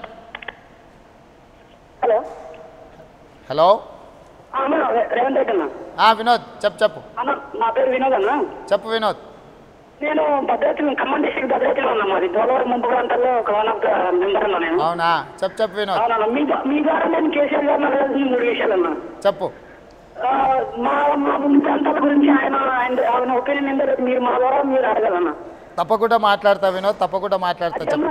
అది అన్నా మళ్ళీ ముఖ్యమైన విషయం ఏంటంటే తెలంగాణ రాష్ట్రం ముఖ్యమంత్రి పదవి హోదాలో ఉన్న కేసీఆర్ గారు. హలో చెప్పు వినోద్ వింటున్నా. దయచేసి ఆయన మాట్లాడే విధానం అయితే మార్చుకుంటే మంచిదని చెప్పి నా ఉద్దేశం అన్న. తప్పకుండా. ఎందుకంటే ఆయన ముఖ్యమంత్రి స్థాయి హోదాలో ఉన్న వ్యక్తి ఆయన అలా మాట్లాడితే రేపు అతని కింద పనిచేసే వాళ్ళు కానీ మిగతా వాళ్ళు ఎవరైనా సరే రెస్పెక్ట్ ఇస్తారని నేను అనుకోవట్లేదన్నా. కరెక్టే. ఓకే, ఇక శంకర్ సంగారెడ్డి నుంచి లైన్లో ఉన్నారు. శంకర్ గారు చెప్పండి. నమస్తే శంకర్. శంకర్. నమస్తే. నమస్తే శంకర్. నమస్తే చెప్పు. అన్న ఏం లేదన్నా, ఈ గిరిజనులకు 12% రిజర్వేషన్ అని చెప్పింది కదా ఇప్పుడున్న సీఎం గారు. అవును. మీరు టీవీ వాల్యూమ్ తగ్గించి మాట్లాడండి శంకర్ గారు. Okay madam. గిరిజనులకు 12% రిజర్వేషన్ ఇస్తా అని చెప్పింది కదా అన్న. అవును శంకర్, 12% ఇస్తా అన్నాడు. ఇప్పుడు ఇవ్వట్లేదు కదా. ఇప్పుడు దాని విషయం అసలు ఎవరు ఇవ్వట్లేరు. శాసనసభలో ఎత్తుతాం శంకర్. 12% రిజర్వేషన్ కాదు, 12 మంది మంత్రులకు ఇస్తే ఒక గిరిజనుడు కూడా మంత్రి పదవి ఇవ్వలేదు కేసీఆర్ గారు. ఆ సంగతి కూడా మాట్లాడతా. ఓకే శంకర్ గారు, ఇక రేవంత్ రెడ్డి గారు మనకి సమయం కూడా ఇదవుతుంది. రేపు అసెంబ్లీకి సంబంధించి రేపు బడ్జెట్ సమావేశాలు ప్రారంభం అవుతున్న ఏ అంశాల మీద మీరు ప్రభుత్వాన్ని నిలదైపోతున్నారు చెప్పండి. ఎందుకంటే 3 నెలలు కూడా కాలేదు కరెక్ట్గా ప్రభుత్వం ఏర్పడి. మనం ఇంత ముందు కూడా చెప్పాం, కొత్త రాష్ట్రము కొత్త ప్రభుత్వము, ఇంకా నిలదొక్కుని కూడా నిలదొక్కుకోలేదు. మీరు సహకరిస్తారా రేపు అసెంబ్లీ సజావుగా జరగడానికి, లేదా సహకరించారా? అంటే 100% శాసనసభ సజావుగా నడపడానికి మేము సహకరిస్తాం. సమస్యల మీద చర్చిస్తాం. ఏ సమస్యల మీద చర్చించాలనో బీఏసీ మీటింగ్లో ప్రభుత్వానికి చెప్తాం. ప్రభుత్వం భేషజాలకు పోవాల్సిన అవసరం లేదు. ఇది ఎవరికి వ్యక్తిగతమైన తగాదాలు కాదు, వ్యక్తిగతమైన వ్యవహారం కాదు. 4 కోట్ల తెలంగాణ ప్రజలకు సంబంధించిన అంశం శాసనసభలో చర్చించాలా. 2 రకాలుగా రేపు చర్చలు జరుగుతాయి. గత 5 నెలలుగా ప్రభుత్వం తీసుకున్న నిర్ణయాల మీద లోతుగా విశ్లేషణ జరుగుతుంది. 2 రేపు ప్రతిపాదించబోయే ప్రభుత్వ బడ్జెట్ ఏదైతుందో బడ్జెట్లో ప్రభుత్వ ప్రాధాన్యతలు ఏంటివి, ఏ సెక్టర్స్కు ప్రభుత్వం ప్రాధాన్యత ఇచ్చింది, అభివృద్ధికి ఏం ప్రాధాన్యత ఇచ్చింది, విద్యుత్కి ఏం ప్రాధాన్యత ఇచ్చింది, సాగునీటి ప్రాజెక్టులకు ఏం ప్రాధాన్యత ఇచ్చింది, తాగునీటికి ఏం ప్రాధాన్యత ఇచ్చింది, అన్నిటికంటే కీలకమైనది ముఖ్యమైనది తెలంగాణలో సంక్షేమ పథకాలు అనేవి చాలా కీలకమైనవి. ఈ సంక్షేమ పథకాల మీద ప్రభుత్వం సమగ్ర సర్వేలని, ఆహార భద్రత సర్వే అని, ఇంకో సర్వే అని ప్రజలందరూ ఆందోళనతో అతలాకుతలం అయిపోతున్నారు. వీటన్నిటి మీద కూడా ప్రజలకు స్పష్టత తీసుకొచ్చేంత వరకు ప్రభుత్వాన్ని గట్టిగా చర్చల వైపు ఒత్తిడి తీసుకొస్తాం. ఈ అన్ని సమస్యల మీద కూడా శాసనసభలో చర్చించి ప్రజలకు కూడా ఒక స్పష్టత ఇవ్వాల్సిన అవసరం ఉన్నది. మేము ఈ ప్రభుత్వానికి ఒకటే విజ్ఞప్తి చేస్తున్నాం. మీరు అధికారంలో ఉన్నారు, మీ అధికారం ఎవరు గుంజుకోరు. మీరు ఎందుకు తలుపులు మూసుకొని మీరు ఏందో మాట్లాడుకొని మీరే గుసగుసలు ఆడుకోవాల్సిన పని ఏముంది? మీరు దొంగ పని చేయకపోతే గుసగుసలు ఆడుకోవాల్సిన పని లేదు. మీరు ప్రజల కోసం పని చేస్తే అందరినీ పిలువుండ్రి, కూర్చోబెట్టుండ్రి, మాట్లాడుండ్రి, చెప్పుండ్రి. మాకు కూడా కొన్నిసార్లు మాకు అవగాహన లేకపోవచ్చు, కొన్నిసార్లు మాకు సమాచారం లేకపోవచ్చు. సమాచారం ఇవ్వండి, అవగాహన కల్పించండి, అందరం కలిసి ప్రజలకు మంచి చేద్దాం. ఇక్కడ అందరి ఉద్దేశం ప్రజలకు మంచి చేయాలనే కదా. మేము మీకు సొంతానికి వచ్చేది ఏంటంటే మేము వాటా అడగము, పదవులు మీరే తీసుకోండి, మీ ఫ్యామిలీలు అందరు తీసుకోండి, ఇంకా చుట్టాలు ఉంటే కూడా తీసుకోండి, ఇంకెవరైనా ఉంటే కూడా నామినేట్ చేసుకోండి. మాకేం ఆ పదవుల మీద ఆశ లేదు. మీరు ప్రజలకు మంచి చేయండి, మేలు చేయండి, గింతే మేము అడగదలుచుకున్నది. ఖచ్చితంగా ప్రజలకు మేలు చేయడానికి, ప్రజలకు మంచి చేయడానికి ఖచ్చితంగా ఒత్తిడి తీసుకొస్తాం ప్రభుత్వం మీద. పదవులు ఏమైనా పంచుకొని ప్రజలకు మాత్రం మేలు జరగాలి. ఖమ్మం నుంచి శ్రీనివాస్ లైన్లో ఉన్నారు. శ్రీనివాస్ గారు హలో చెప్పండి. శ్రీనివాస్ గారు చెప్పండి. నమస్తే శ్రీనివాస్ చెప్పండి. రేవంత్ రెడ్డి గారితో మాట్లాడుతున్నారు, చెప్పండి. రేవంత్ రెడ్డి సార్, మీరు మొత్తం మన చంద్రబాబు నాయుడు సార్ని సపోర్ట్ చేస్తారు. తెలంగాణలో ఉండి మీరు అసలైన విషయాలు మాట్లాడకుండా ఆయన మీద చెప్పుడు, ఈయన మీద చెప్పుడేం సార్? శ్రీనివాస్, చంద్రబాబు నాయుడు సపోర్ట్ చేస్తలేను, తెలంగాణ ప్రజలకు సపోర్ట్ చేస్తున్నా. తెలంగాణ ప్రజలకు చంద్రబాబు నాయుడు సపోర్ట్ చేస్తుండు కాబట్టి నేను చంద్రబాబు నాయుడు సపోర్ట్ చేసినట్టు మీకు అనిపిస్తుంది. అది చంద్రబాబు నాయుడు సపోర్ట్ కాదు. కరెంట్ ఇస్తే చంద్రబాబు నాయుడుకి ఏం రాదు కదా. చచ్చిపోయిన రైతులకు ప్రతి కుటుంబానికి 10 లక్షలు ఇస్తే చంద్రబాబు నాయుడుకి ఏం రాదు కదా. గిరిజనులకు 12% రిజర్వేషన్ ఇవ్వమంటే చంద్రబాబు నాయుడుకు రాదు కదా. ఓ గిరిజనుడికి, ఓ దళితుడికి మంచి పదవులు ఇస్తే చంద్రబాబు నాయుడు ఇంటికి వచ్చేది ఏం లేదు కదా. కాబట్టి కేసీఆర్ మాయమాటల పడకు మిత్రమా. మాయమాటలు చెప్పుట్ల కేసీఆర్ దిట్ట. ఇప్పటికైనా కొంచెం బయటికి రాండి. ఇంకా కేసీఆర్కు రావాల్సిన అన్నీ వచ్చినాయి. రాష్ట్రం వచ్చింది, పదవి వచ్చింది, ముఖ్యమంత్రి అయ్యాడు, పిల్లలకు పదవులు పంచుకున్నాడు, ఆస్తులు సంపాదించి పెట్టిన అన్నీ చేసుకున్నాడు. ఇక ఇప్పుడన్నా కేసీఆర్ను వదిలేసి ప్రజల పక్షాన మీరు మాట్లాడితే బాగుంటుంది. ఇక విజయ్ ఆదిలాబాద్ నుంచి లైన్లో ఉన్నారు. విజయ్ గారు చెప్పండి. రేవంత్ రెడ్డి గారు ఏం మాట్లాడాలనుకుంటున్నారు రేవంత్ రెడ్డి గారితో? చెప్పండి. నమస్కారం అండి రేవంత్ రెడ్డి గారు. నమస్తే విజయ్ గారు. నమస్తే, చెప్పండి సార్. మీరు ఇలాంటి పరిణామంలో ఈ రకంగా మీరు చేయడం సరైన పద్ధతి కాదు. ఏదది? ఎందుకంటే ఇప్పుడు జరుగుతున్నది వేరు. ఇప్పుడు కేసీఆర్ గారు అంత కష్టపడి కరెంటు తీసుకొని వస్తే దానికి అవి రానే రావని మీరు మాట్లాడుతున్నారు. ఎందుకు రాదు అంటే మీరు ఏమని అంటున్నారంటే ప్రతి దానికి ఒకటే విషయం మాట్లాడుతున్నారు. ఏ విషయం మాట్లాడుతున్నారు అంటే వాళ్ళ కుటుంబం గురించే ప్రస్తావన తీసుకొస్తున్నారు. ఇది కాదు మీరు చేసే సమస్య ఏంది. మీరు ఇలా మాకు ప్రజలు హోదా ఇచ్చారు అంటారు, ప్రతిపక్ష హోదా మీకు ఇవ్వలేదు. మిమ్మల్ని జాడిచ్చి దూరం కొడితే మీరు పోయి అక్కడ ఉన్నారు, మీరు ఉన్నారు. అది ఆలోచించకుండా ఈ రోజు మీరు కేసీఆర్ ను విమర్శించడం ఇది సరైన పద్ధతి కాదని. విజయ్, నువ్వు ఫోన్ పెట్టేసినాక ఎన్ని తిట్టాలన్నా నేను తిట్టవచ్చు, నాకు అవకాశం ఉంది. నువ్వు పెట్టేసిన తర్వాత నాది స్టార్ట్ అయింది. నువ్వేం మాట్లాడితే దానికి 4 ఇంతలు మాట్లాడగలుగుతా. కాబట్టి సన్నాసి మాటలు ఎందుకు కానీ అది పెద్దగా నాకు ఇష్టం లేదు.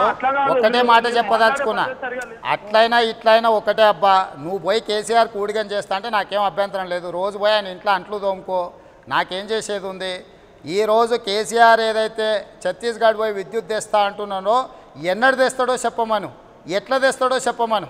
నువ్వు ఒకవేళ నీకు అవగాహన ఉంటే నువ్వు చదువుకున్న వాళ్ళ దగ్గర పోయి నువ్వు అవగాహన కల్పించుకొచ్చి సార్ చంద్రశేఖరరావు గారు ఇట్లా చెప్తురుగో గిట్లా తెస్తాడని నువ్వు చెప్పు. కానీ నన్ను చంద్రశేఖరరావు నువ్వు ప్రశ్నించొద్దే అని నువ్వు మాట్లాడకు. చంద్రశేఖరరావును కూడా జాడిచ్చిండ్రు, చాలామంది ఓడిపోయారు. నా దగ్గర టీఆర్ఎస్ఏ ఓడిపోయింది, చాలా దగ్గరలో డిపాజిట్లు రాలే టీఆర్ఎస్కు. మరి దాని సంగతి ఏం చెప్తావు? కాబట్టి నువ్వు ఏదో ఆయన పక్షాన మాట్లాడదలుచుకుంటే ప్రశ్నలు అడుగు. నువ్వు ఏదో మాట్లాడాలనుకుంటే అంతకంటే ఎక్కువ మాట్లాడితే దానివల్ల నీకేం ప్రయోజనం లేదు, ప్రజలకు కూడా ప్రయోజనం లేదు. ఆంజనేయులు లైన్లో ఉన్నారు, ఒకసారి మాట్లాడండి. ఆంజనేయులు గారు చెప్పండి. మేడం నమస్కారం మేడం. నమస్తే ఆంజనేయులు చెప్పు. సార్ మేము మామూలు డిస్ట్రిక్ట్ అని మాట్లాడుతున్నాం. చెప్పు ఆంజనేయులు. సార్ మీలాంటి నాయకుడు మాకు అవసరం సార్ ఇక్కడ. తప్పకుండా ఆంజనేయులు, తప్పకుండా మన జిల్లా పేరు నిలబెడదాం. మొట్టమొదటి రాష్ట్రం ఏర్పడడానికి మనమే ఓట్లేస్తే కేసీఆర్ని ఎంపీని చేసి పంపిస్తే రాష్ట్రం వచ్చింది. మొట్టమొదటి టీఆర్సీసీ మీటింగ్, తెలంగాణ మీటింగ్ కూడా మన జిల్లాలోనే అయింది, వనపర్తిలో చిన్నారెడ్డి గారి నాయకత్వంలో. రేపైనా తెలంగాణను అభివృద్ధి చేసేది మనమే చేద్దాం, మన జిల్లా నుంచి గట్టిగా పోరాటం చేద్దాం. కంపల్సరీ చేయండి సార్. ఓకే రేవంత్ రెడ్డి గారు ఇక చెప్పండి. అసలు ఈ టీటీడీపీకి సంబంధించి మొత్తం 15 మంది ఎమ్మెల్యేలు ఉన్నారు. 15 మందిలో 3 వెళ్ళిపోయారు, మిగిలిన వాళ్ళు కూడా అనేక మంది. ఇద్దరే పోయిండ్రమ్మ, 3 పోలే. ధర్మారెడ్డి ఇంకా చేరలే, చేరతా అంటుండు. మళ్ళీ ఏమైందో ఎందుకో మరి వాయిదాలు పడుతుంది. మిగిలిన 12 మందిలో కూడా కేసీఆర్ని కలిసి వచ్చే వాళ్ళు ఉన్నారు. ముఖ్యంగా అసలు అసెంబ్లీలో మీ నాయకుడే కేసీఆర్ని కలిసి వచ్చాడని పత్రికలు అన్నింటిలో కూడా వచ్చింది. రేపు మెట్రోపై మీరు అక్కడ అసెంబ్లీలో మాట్లాడతామంటున్నారు. దీని మీద మీకు అసలు మీ పార్టీ నుంచి సహకారం వస్తుందా? ఖచ్చితంగా ఉంటుంది. ఇప్పుడు వ్యక్తిగతమైన అభిప్రాయాలు వేరు, పార్టీ నిర్ణయం వేరు. నిన్న టీటీడీఎల్పీ సమావేశం చంద్రబాబు నాయుడు గారి సమక్షంలో జరిగింది. దాంట్లో ఏ అంశాలు చర్చకు తీసుకోవాలి, ఏ అంశాల మీద పోరాటం చేయాలనో స్పష్టంగా మా అన్న దయాకర్ అన్న నాయకత్వంలోనే చంద్రబాబు నాయుడు గారు అందరం కలిసి కూర్చున్నాం. అంశాలను అన్నిటిని కూడా లిస్ట్ అవుట్ చేసినాం. అందులో మెట్రో భూములకు సంబంధించి, ఇక్కడ మెట్రో రైలు కాదు, రామేశ్వరరావుకు అక్రమంగా కేటాయించిన భూములు ఇక్కడ ప్రధానమైన సమస్య. ఈ రోజు మా పోరాటం వల్ల మెట్రో రైలు కేటాయించిన పోరాటం చేస్తే ఎర్రబెల్లి గారు మీకు మద్దతు ఇస్తారా? ఖచ్చితంగా పార్టీ లైను, ఎవరైనా లైన్లో నించోవాల్సిందే. కొన్నిసార్లు ఇప్పుడు గతంలో రాజశేఖర రెడ్డి గారు ముఖ్యమంత్రిగా ఉన్నప్పుడు జగన్మోహన్ రెడ్డి గారి మీద కేసులు పెట్టినప్పుడు అయోధ్య రామరెడ్డి మాకు దగ్గరున్న ఇంటి ఎదురుగానే ఉంటాడు. అంటే మా ఇద్దరిది ఒకటే గేటు. అయోధ్య రామరెడ్డి మా వేణుగోపాల్ రెడ్డి అని మా ఎంపీ వాళ్ళు సొంత బావ అయినా మేము సహకరించినాం. అదేవిధంగా హెటెరో డ్రగ్స్ పార్థసారథి రెడ్డి మాకు దగ్గర బంధువు, అయినా కూడా మేము పార్టీ లైన్లో నిలబడి పోరాటం చేసినాం ఇవన్నీ కేసులు పెట్టినప్పుడు. కాబట్టి వ్యక్తిగతమైన బంధుత్వాలు, వ్యక్తిగతమైన పరిచయాలు పార్టీలో లైన్లో ఉండవు. ఆ రోజు ఏదైతే అయోధ్య రామరెడ్డి గురించో లేకపోతే హెటెరో డ్రగ్స్ వాళ్ళకి సంబంధించిన కేసుల మీద మేమందరం ఎట్లయితే పార్టీ చెప్పిన లైన్లో కష్టపడి పనిచేసినామో, ఈరోజు దయాకర్ అన్నైనా నేనైనా ఇంకోరమైనా పార్టీ ఒక నిర్ణయం తీసుకున్న తర్వాత ఖచ్చితంగా చేయాల్సిందే. దయాకర్ అన్న కూడా తప్పు జరిగింది, దాని మీద హౌస్ కమిటీ వేయాలని చెప్పి దయాకర్ అన్న స్పష్టంగా మాట్లాడడం జరిగింది. రేపు హౌస్ కమిటీకి డిమాండ్ చేస్తాం. ఒకవేళ శాసనసభలో న్యాయం జరగలేదనుకో, ఎట్లాగూ న్యాయస్థానాలు ఉన్నాయి. ఇప్పుడు దీన్ని ఏంటంటే అన్ని లెవెల్స్లో ప్రభుత్వ సంస్థలకు ఫిర్యాదు చేసినాం, వాళ్ళు చర్య తీసుకోలే. ముఖ్యమంత్రి గారికి ఫిర్యాదు చేసినాం, చర్య తీసుకోలే. శాసనసభలో చర్చించి పట్టుబట్టి చర్చించి జరిగిన అన్యాయాన్ని సరిదిద్దామని, అక్కడ జరగలేదనుకో న్యాయస్థానాల మీద సంపూర్ణమైన విశ్వాసం నాకుంది. ఇవేవి కాకపోయినా న్యాయస్థానంలో పిటిషన్ వేయడానికి 15 మంది శాసనసభ్యులు అక్కర్లేదు, నేను ఒక్కని చాలు. అంటే మీతో కలిసి రారంటారు? 100% వస్తారు. ఒకవేళ అందరూ వచ్చి చేసినా కూడా ప్రభుత్వం బుల్డోజ్ చేసుకొని పోయిందనుకో, కోర్టులు ఎట్లాగా ఉన్నాయి కదా, అక్కడ ఈ కేసులు తెలుస్తాయి. ఒకవేళ ఇప్పుడు కాకపోతే 4 ఏళ్ళు పట్టవచ్చు, కొంత ఆలస్యం కావచ్చు, కానీ అసలు న్యాయం జరగకుండా పోదు కదా. ఖచ్చితంగా ఆ వేదికల మీద కూడా దాని మీద పోరాటం చేస్తాం. భరత్ మహబూబ్ నగర్ నుంచి లైన్లో ఉన్నారు. చివరిగా భరత్ గారు చెప్పండి. Hello madam. చెప్పండి భరత్. చెప్పు భరత్. సార్ నేను నా పేరు అరుణ్ కుమార్ సార్. హలో భరత్ చెప్పు. మీరంటే నాకు చాలా ఇష్టం sir. Thank you Bharat, thank you. కానీ ఎందుకు సార్ ప్రతిసారి కేసీఆర్ని, అంటే కేసీఆర్ తప్పు చేసినారు కదా, కానీ మొత్తం డెవలప్ చేయడానికి అయితే ట్రై చేస్తున్నారు కదా సార్. చేస్తలేడు భరత్. చేస్తే ఇంత బాధ ఎందుకు భరత్? రాత్రి పగలు మాకు చదవాల్సిన పనే ఉంది. మేము కూడా 2 సంవత్సరాలు ప్రశాంతంగా ఉందాం అనుకున్నాం. 5 సంవత్సరాలు నిరంతరంగా పనిచేసినాం. 2 సంవత్సరాలు కనీసం కుటుంబ విషయాలు పట్టించుకుందాం అనుకున్నాం. కానీ కేసీఆర్ ఆ ప్రయత్నం చేయకపోవడం వల్లనే మాకు ఇదంతా సమస్య వచ్చింది. ఆయన చేస్తే మేమే అభినందిస్తాం, వ్యతిరేకించడానికి ఏముంది భరత్? వ్యక్తిగతంగా ఏం లేదు భరత్. కేసీఆర్కు ఒక బ్రహ్మాండమైన తెలివితేటలు ఏంటంటే ఎంత అబద్ధాన్ని అయినా అవలీలగా దాన్ని ప్రజలకు చెప్పగలిగినాడు. ఇవాళ విద్యుత్ కూడా ఎన్నికల కంటే ముందు మాట్లాడినప్పుడు 2.5 నెలల్లో తెస్తా అన్నాడు. అన్ని సీడీలు రిలీజ్ చేస్తా తొందరలోనే, ఛత్తీస్గఢ్ నుంచి 2.5 నెలలు చాలు తేవడానికి అన్నాడు. ఇవాళ 2.5 ఏళ్ళైనా వచ్చేటట్లేదని కేంద్ర ప్రభుత్వ కేంద్ర మంత్రి చెప్పిండు. ఇవాళ కేసీఆర్ కూడా అదే లైన్లోకి వచ్చిండు. కాబట్టి ఎప్పుడు ఏ అవసరం ఉంటే అప్పుడు ఆ మాటలు చెప్పి తనకు కావాల్సినట్టుగా ప్రజల్ని మభ్యపెట్టడంలో దిట్ట. ఆ అంశాలన్నిటిని కూడా లేవనెత్తాల్సిన అవసరం ఉన్నది. అందుకే ప్రయత్నం చేస్తున్నాం మేము. ఇంకా శంకర్ కరీంనగర్ నుంచి లైన్లో ఉన్నారు. శంకర్ గారు. హలో అండి. సంపత్ గారు చెప్పండి. అవునండి, నా పేరు సంపత్ అండి. సంపత్ చెప్పు. హలో హలో సంపత్ గారు చెప్పండి. రేవంత్ రెడ్డి గారు నమస్తే సంపత్ చెప్పు. తెలంగాణకి నైబర్ స్టేట్స్ ఒకటి ఆంధ్రప్రదేశ్ ఒకటి, ఛత్తీస్గఢ్ ఒకటి, తమిళనాడు ఒకటి ఇలా ఉన్నాయండి. సార్ తమిళనాడు కాదు, మహారాష్ట్ర ఒకటి. చెప్పండి. ఈ నైబర్ స్టేట్లలో నిధులు విధిస్తున్నటువంటి రాష్ట్రాలు ఆంధ్రప్రదేశ్ అండి, ఛత్తీస్గఢ్ అండి జనరల్గా. సార్ మీరు సూటిగా అడగండి సంపత్, మీరు ఏం అడగాలనుకుంటున్నారు? అయితే వీటిలలో నిధులు విద్యుత్ తెచ్చుకునేటువంటి అవకాశాలు మనకి ఛత్తీస్గఢ్ నుండి ఆంధ్రప్రదేశ్ నుండి మాత్రమే ఉందండి. లేదు సంపత్, మీకు తప్పుడు సమాచారం ఉన్నట్టుంది. ఆంధ్రప్రదేశ్లో కూడా విద్యుత్ లోటు ఉన్నది. చంద్రబాబు నాయుడు గారు ఈ 5 నెలల్లో 1499 కోట్ల నిధులు కేటాయించి తమిళనాడు నుంచి, కర్ణాటక నుంచి, ఇతర రాష్ట్రాల నుంచి విద్యుత్ కొనుగోలు చేసిండు. కాబట్టి ఆంధ్రప్రదేశ్కు కానీ తెలంగాణకు కానీ మిగులు విద్యుత్ అనే లేదు, సరిపోయే విద్యుత్తే లేదు. మిగులు సంగతి దేవుడెరుగు. కాబట్టి ఇప్పుడు ఏ ముఖ్యమంత్రి అయినా పక్క రాష్ట్రాల నుంచి కొనుక్కొని రావాల్సిందే. ఆ పక్క రాష్ట్రాల నుంచి కొనుక్కొచ్చే క్రమంలో ఆయా ముఖ్యమంత్రుల సమర్థత కానీ ఆయా ముఖ్యమంత్రుల పనితనం కానీ బయటపడుతుంది. చంద్రబాబు నాయుడు గారు ఎక్కువ ఖర్చు పెట్టిండు లోటు బడ్జెట్ ఉన్నప్పుడు, మిగులు బడ్జెట్ ఉన్న చంద్రశేఖరరావు గారు తక్కువ ఖర్చు పెట్టిండంటేనే ఎవరు ఏ రకమైన ప్రయత్నాలు చేస్తున్నారో దీన్ని బట్టి అర్థం చేసుకోవచ్చు. ఆంధ్రప్రదేశ్కు మిగులు విద్యుత్ లేదు, లోటే ఉన్నది. ఆయన కూడా ఇతర రాష్ట్రాల నుంచి కొనుక్కొచ్చుకుంటున్నాడు. రేవంత్ రెడ్డి గారు చివరిగా SMS నుంచి కూడా కొన్ని క్వశ్చన్స్ ఉన్నాయి. అవి కూడా ఒకటి, రామకృష్ణ విద్యుత్ జేఏసీ నుంచి మీ పనితీరు అద్భుతంగా ఉంది, మేమంతా కూడా మీ వెంటే ఉంటాము, ఆల్ ది బెస్ట్ అని చెప్పారు. అదేవిధంగా రఘురామారావు నల్గొండ నుంచి, తెలంగాణ విద్యుత్ సమస్యకు కేసీఆర్ సర్కార్ జవాబుదారి కాదు, అంతకుముందు పాలించిన కాంగ్రెస్ టీడీపీ పార్టీలే బాధ్యత వహించాలన్నారు. దానికి ఆల్రెడీ మీరు చెప్పేశారు. ఇక ఒక టీడీపీ కార్యకర్త, నాకు ఒక సమస్య వస్తే 124 మంది ఎమ్మెల్యేలను కలిశాను, ఎవరు కూడా పరిష్కరించలేదు, అందుకే నేను టీఆర్ఎస్లోకి వెళ్తున్నాను అని అంటున్నారు. ఇంకో కాలర్ వచ్చి, టీడీపీలో మీరే డైనమిక్ లీడరు, తెలంగాణ టీడీపీకి మీరే పెద్ద దిక్కు అని అంటున్నారు. చివరిగా చెప్పండి, రేపు అసెంబ్లీలో మీరు ఇంతకు ముందు కూడా చెప్పారు, ఇరిగేషన్ కానీ అదేవిధంగా నీళ్లు నిధులు వీటన్నిటి మీద కూడా మేము పోరాటం చేస్తామని అంటున్నారు. కాంగ్రెస్ ఒకవేళ అసమ్మతి తీర్మానం కనుక ప్రవేశపెడితే ప్రభుత్వం మీద మీ స్టాండ్ ఎలా ఉంటుంది? నేను అనేది ఏంటంటే అది ఊహాజనితమైన ప్రశ్న. కాంగ్రెస్ ఆ ప్రయత్నం చేస్తానని నేను అనుకోను.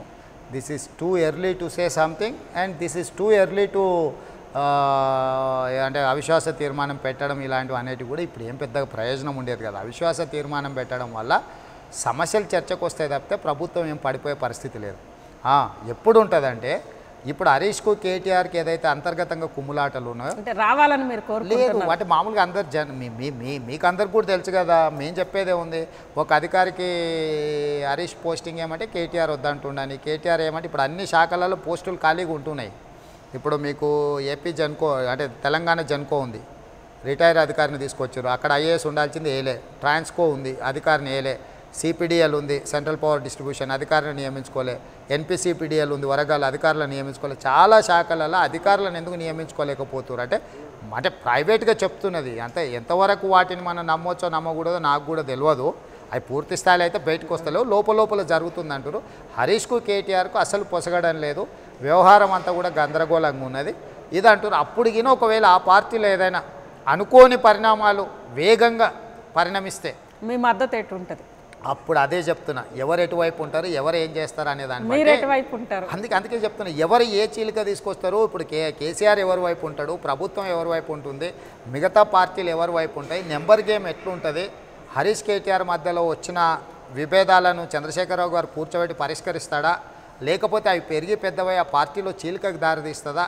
ఈరోజు చంద్రశేఖరరావు గారు అందుకే తొందరపడి మిగతా పార్టీలలో ఉన్న వాళ్ళని కూడా చేర్చుకుంటున్నారని అంటున్నారు. అంటే ఈ అంతర్గతంగా ఓ 20-25 మంది హరీష్ వెనకాల ఒకవేళ బయటికి పోయినా కూడా ప్రభుత్వానికి ముప్పు రాకుండా ఉండడానికి ఇతర పార్టీలను కూడగట్టుకుంటున్నారని అంటున్నారు. ఇప్పుడు పోయిన వాళ్ళందరూ కూడా విపరీతమైన ఆశలతోనే ఎక్కడికి వెళ్తున్నారు. వాళ్ళందరూ కూడా అటు ఉంటారా, మళ్ళీ హరీష్తో ఇటు వస్తారా, ఏం జరుగుతుందో మనకు తెలియదు కదా. ఇవన్నీ ఊహాజనితమైన పరిస్థితులు, అస్పష్టంగా ఉన్నది పిక్చర్. సినిమా అనేది ఇంకా ట్రయల్ కూడా మొదలు కాలే. కాబట్టి ట్రయల్ మొదలు కానీ సినిమా బాగుందా బాగలేదా, ఈ సినిమాలో నీకు హీరో నచ్చిండా లేకపోతే విలన్ నచ్చిండా అని అంటే నేను చెప్పలేను.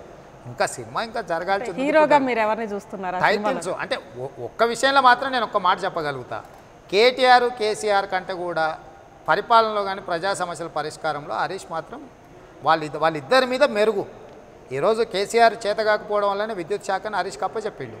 సో హరీష్ అన్న సరిదిద్దుతాడని నేను అనుకుంటున్నా.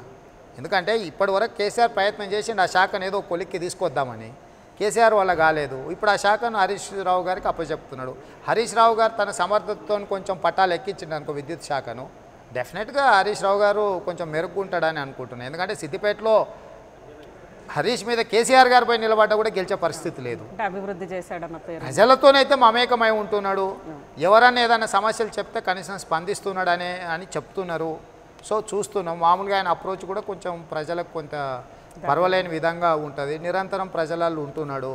ఇప్పుడు ఆయన క్యాంప్ ఆఫీసులు ఉంటాడు, ఈయన సింగపూర్ అక్కడనో ఇక్కడనో కేటీఆర్ వెళ్ళొస్తుంటాడు. కాబట్టి ప్రజలకు అందుబాటులో లేకుండా ఉన్న తండ్రి కొడుకుల కంటే కాస్తో కూస్తో ప్రజలకు దగ్గర ఉన్న హరీష్ రావు కొంచెం మెరుగేమో అని ఒకవేళ ఎమ్మెల్యేలు అనుకున్నారు అనుకోండి, అప్పుడు ఏదైనా ఒక చర్చ మొదలైతే ఆ చర్చ మొదలైనప్పుడు పార్టీ నిర్ణయిస్తుంది. వ్యక్తిగతంగా నాకు కొంచెం హరీష్ పర్వాలేదు అనిపించవచ్చు, ఇంకోరికి ఇంకెవరన్నా బాగా అనిపించవచ్చు, లేకపోతే వాళ్ళిద్దరికీ సమాన దూరం పాటించాలా.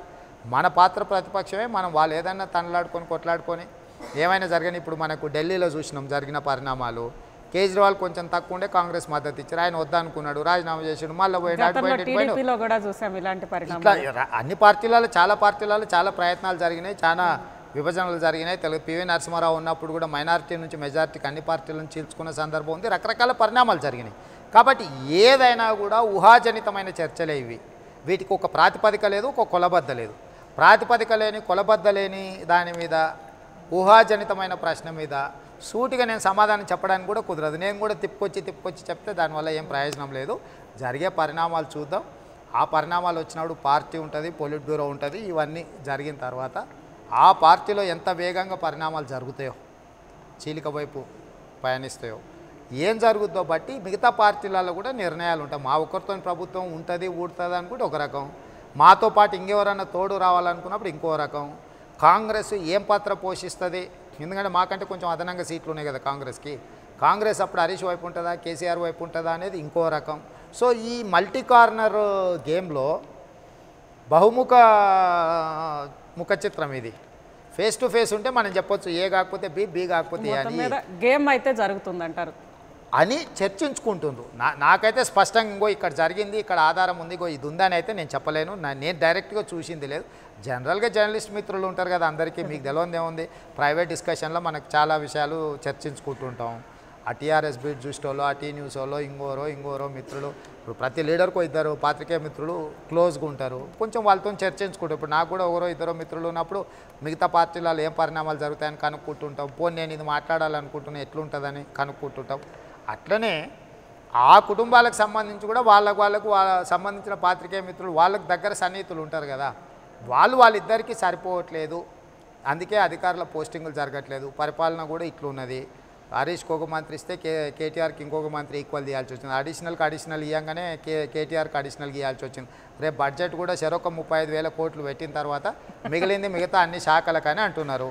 ఇప్పుడు వాటర్ గ్రిడ్కు కేటీఆర్కి 25,000 కోట్లు పెట్టారు. చెరువుల దీనికంతా ఒక 25,000 కోట్లు హరీష్కి అన్నారు.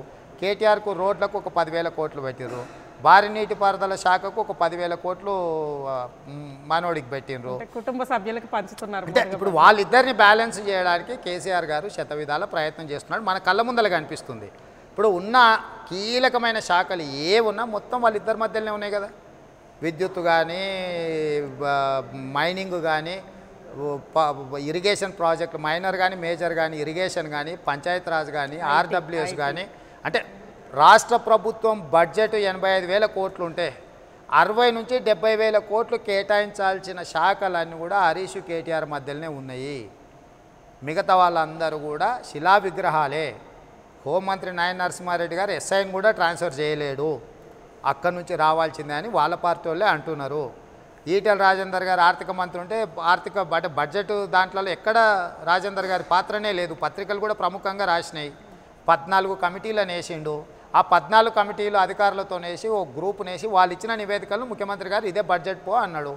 దాంట్లో ఏ మంత్రి పాత్ర ఉంది? ఆర్థిక శాఖ మంత్రి పాత్ర ఏముంది? పాపం ఆయన బాధపడలేక ఏదో టీవీలలో మేము అట్లా చేసినాం, మేము ఇట్లా చేసినామని ఏదో చెప్పుకునే ప్రయత్నం చేస్తుండు. సో కాబట్టి ఈరోజు ఆ ముగ్గురులో కేసీఆర్ గారు కూడా పెద్ద ఎత్తున ఏదో ఇన్వాల్వ్ అవుతున్నాడని నేను అనను. క్యాంప్ కార్యాలయంలో లేకపోతే ముఖ్యమంత్రి ఛాంబర్లో కూర్చుంటే వచ్చిన అధికారులను కూర్చోటి 3-4 గంటలు ఒకటే చెప్పిందే చెప్తున్నాడు. బయట ఉన్న వాళ్ళు బయటనే ఉంటుండ్రు, లోపల ఉన్న వాళ్ళు లోపలనే ఉంటుండ్రు. ఇక ఈ శాఖలు, విభజనలు, పనులు, ట్రాన్స్ఫర్లు ఏమైనా ఉంటే వీళ్ళిద్దరు అటో ఇటో చూస్తున్నారని చర్చ జరుగుతుంది. ఇంక ఇవన్నీ కూడా బయటికి రావాలి అంటే పరిపక్వతకు రావాలి కదా. ఇది ఇప్పుడు మీరే అంటున్నారు 5 నెలలు అయిందని. 5 నెలల్లో అన్నీ ఒకసారి బయటికి రావు కదా.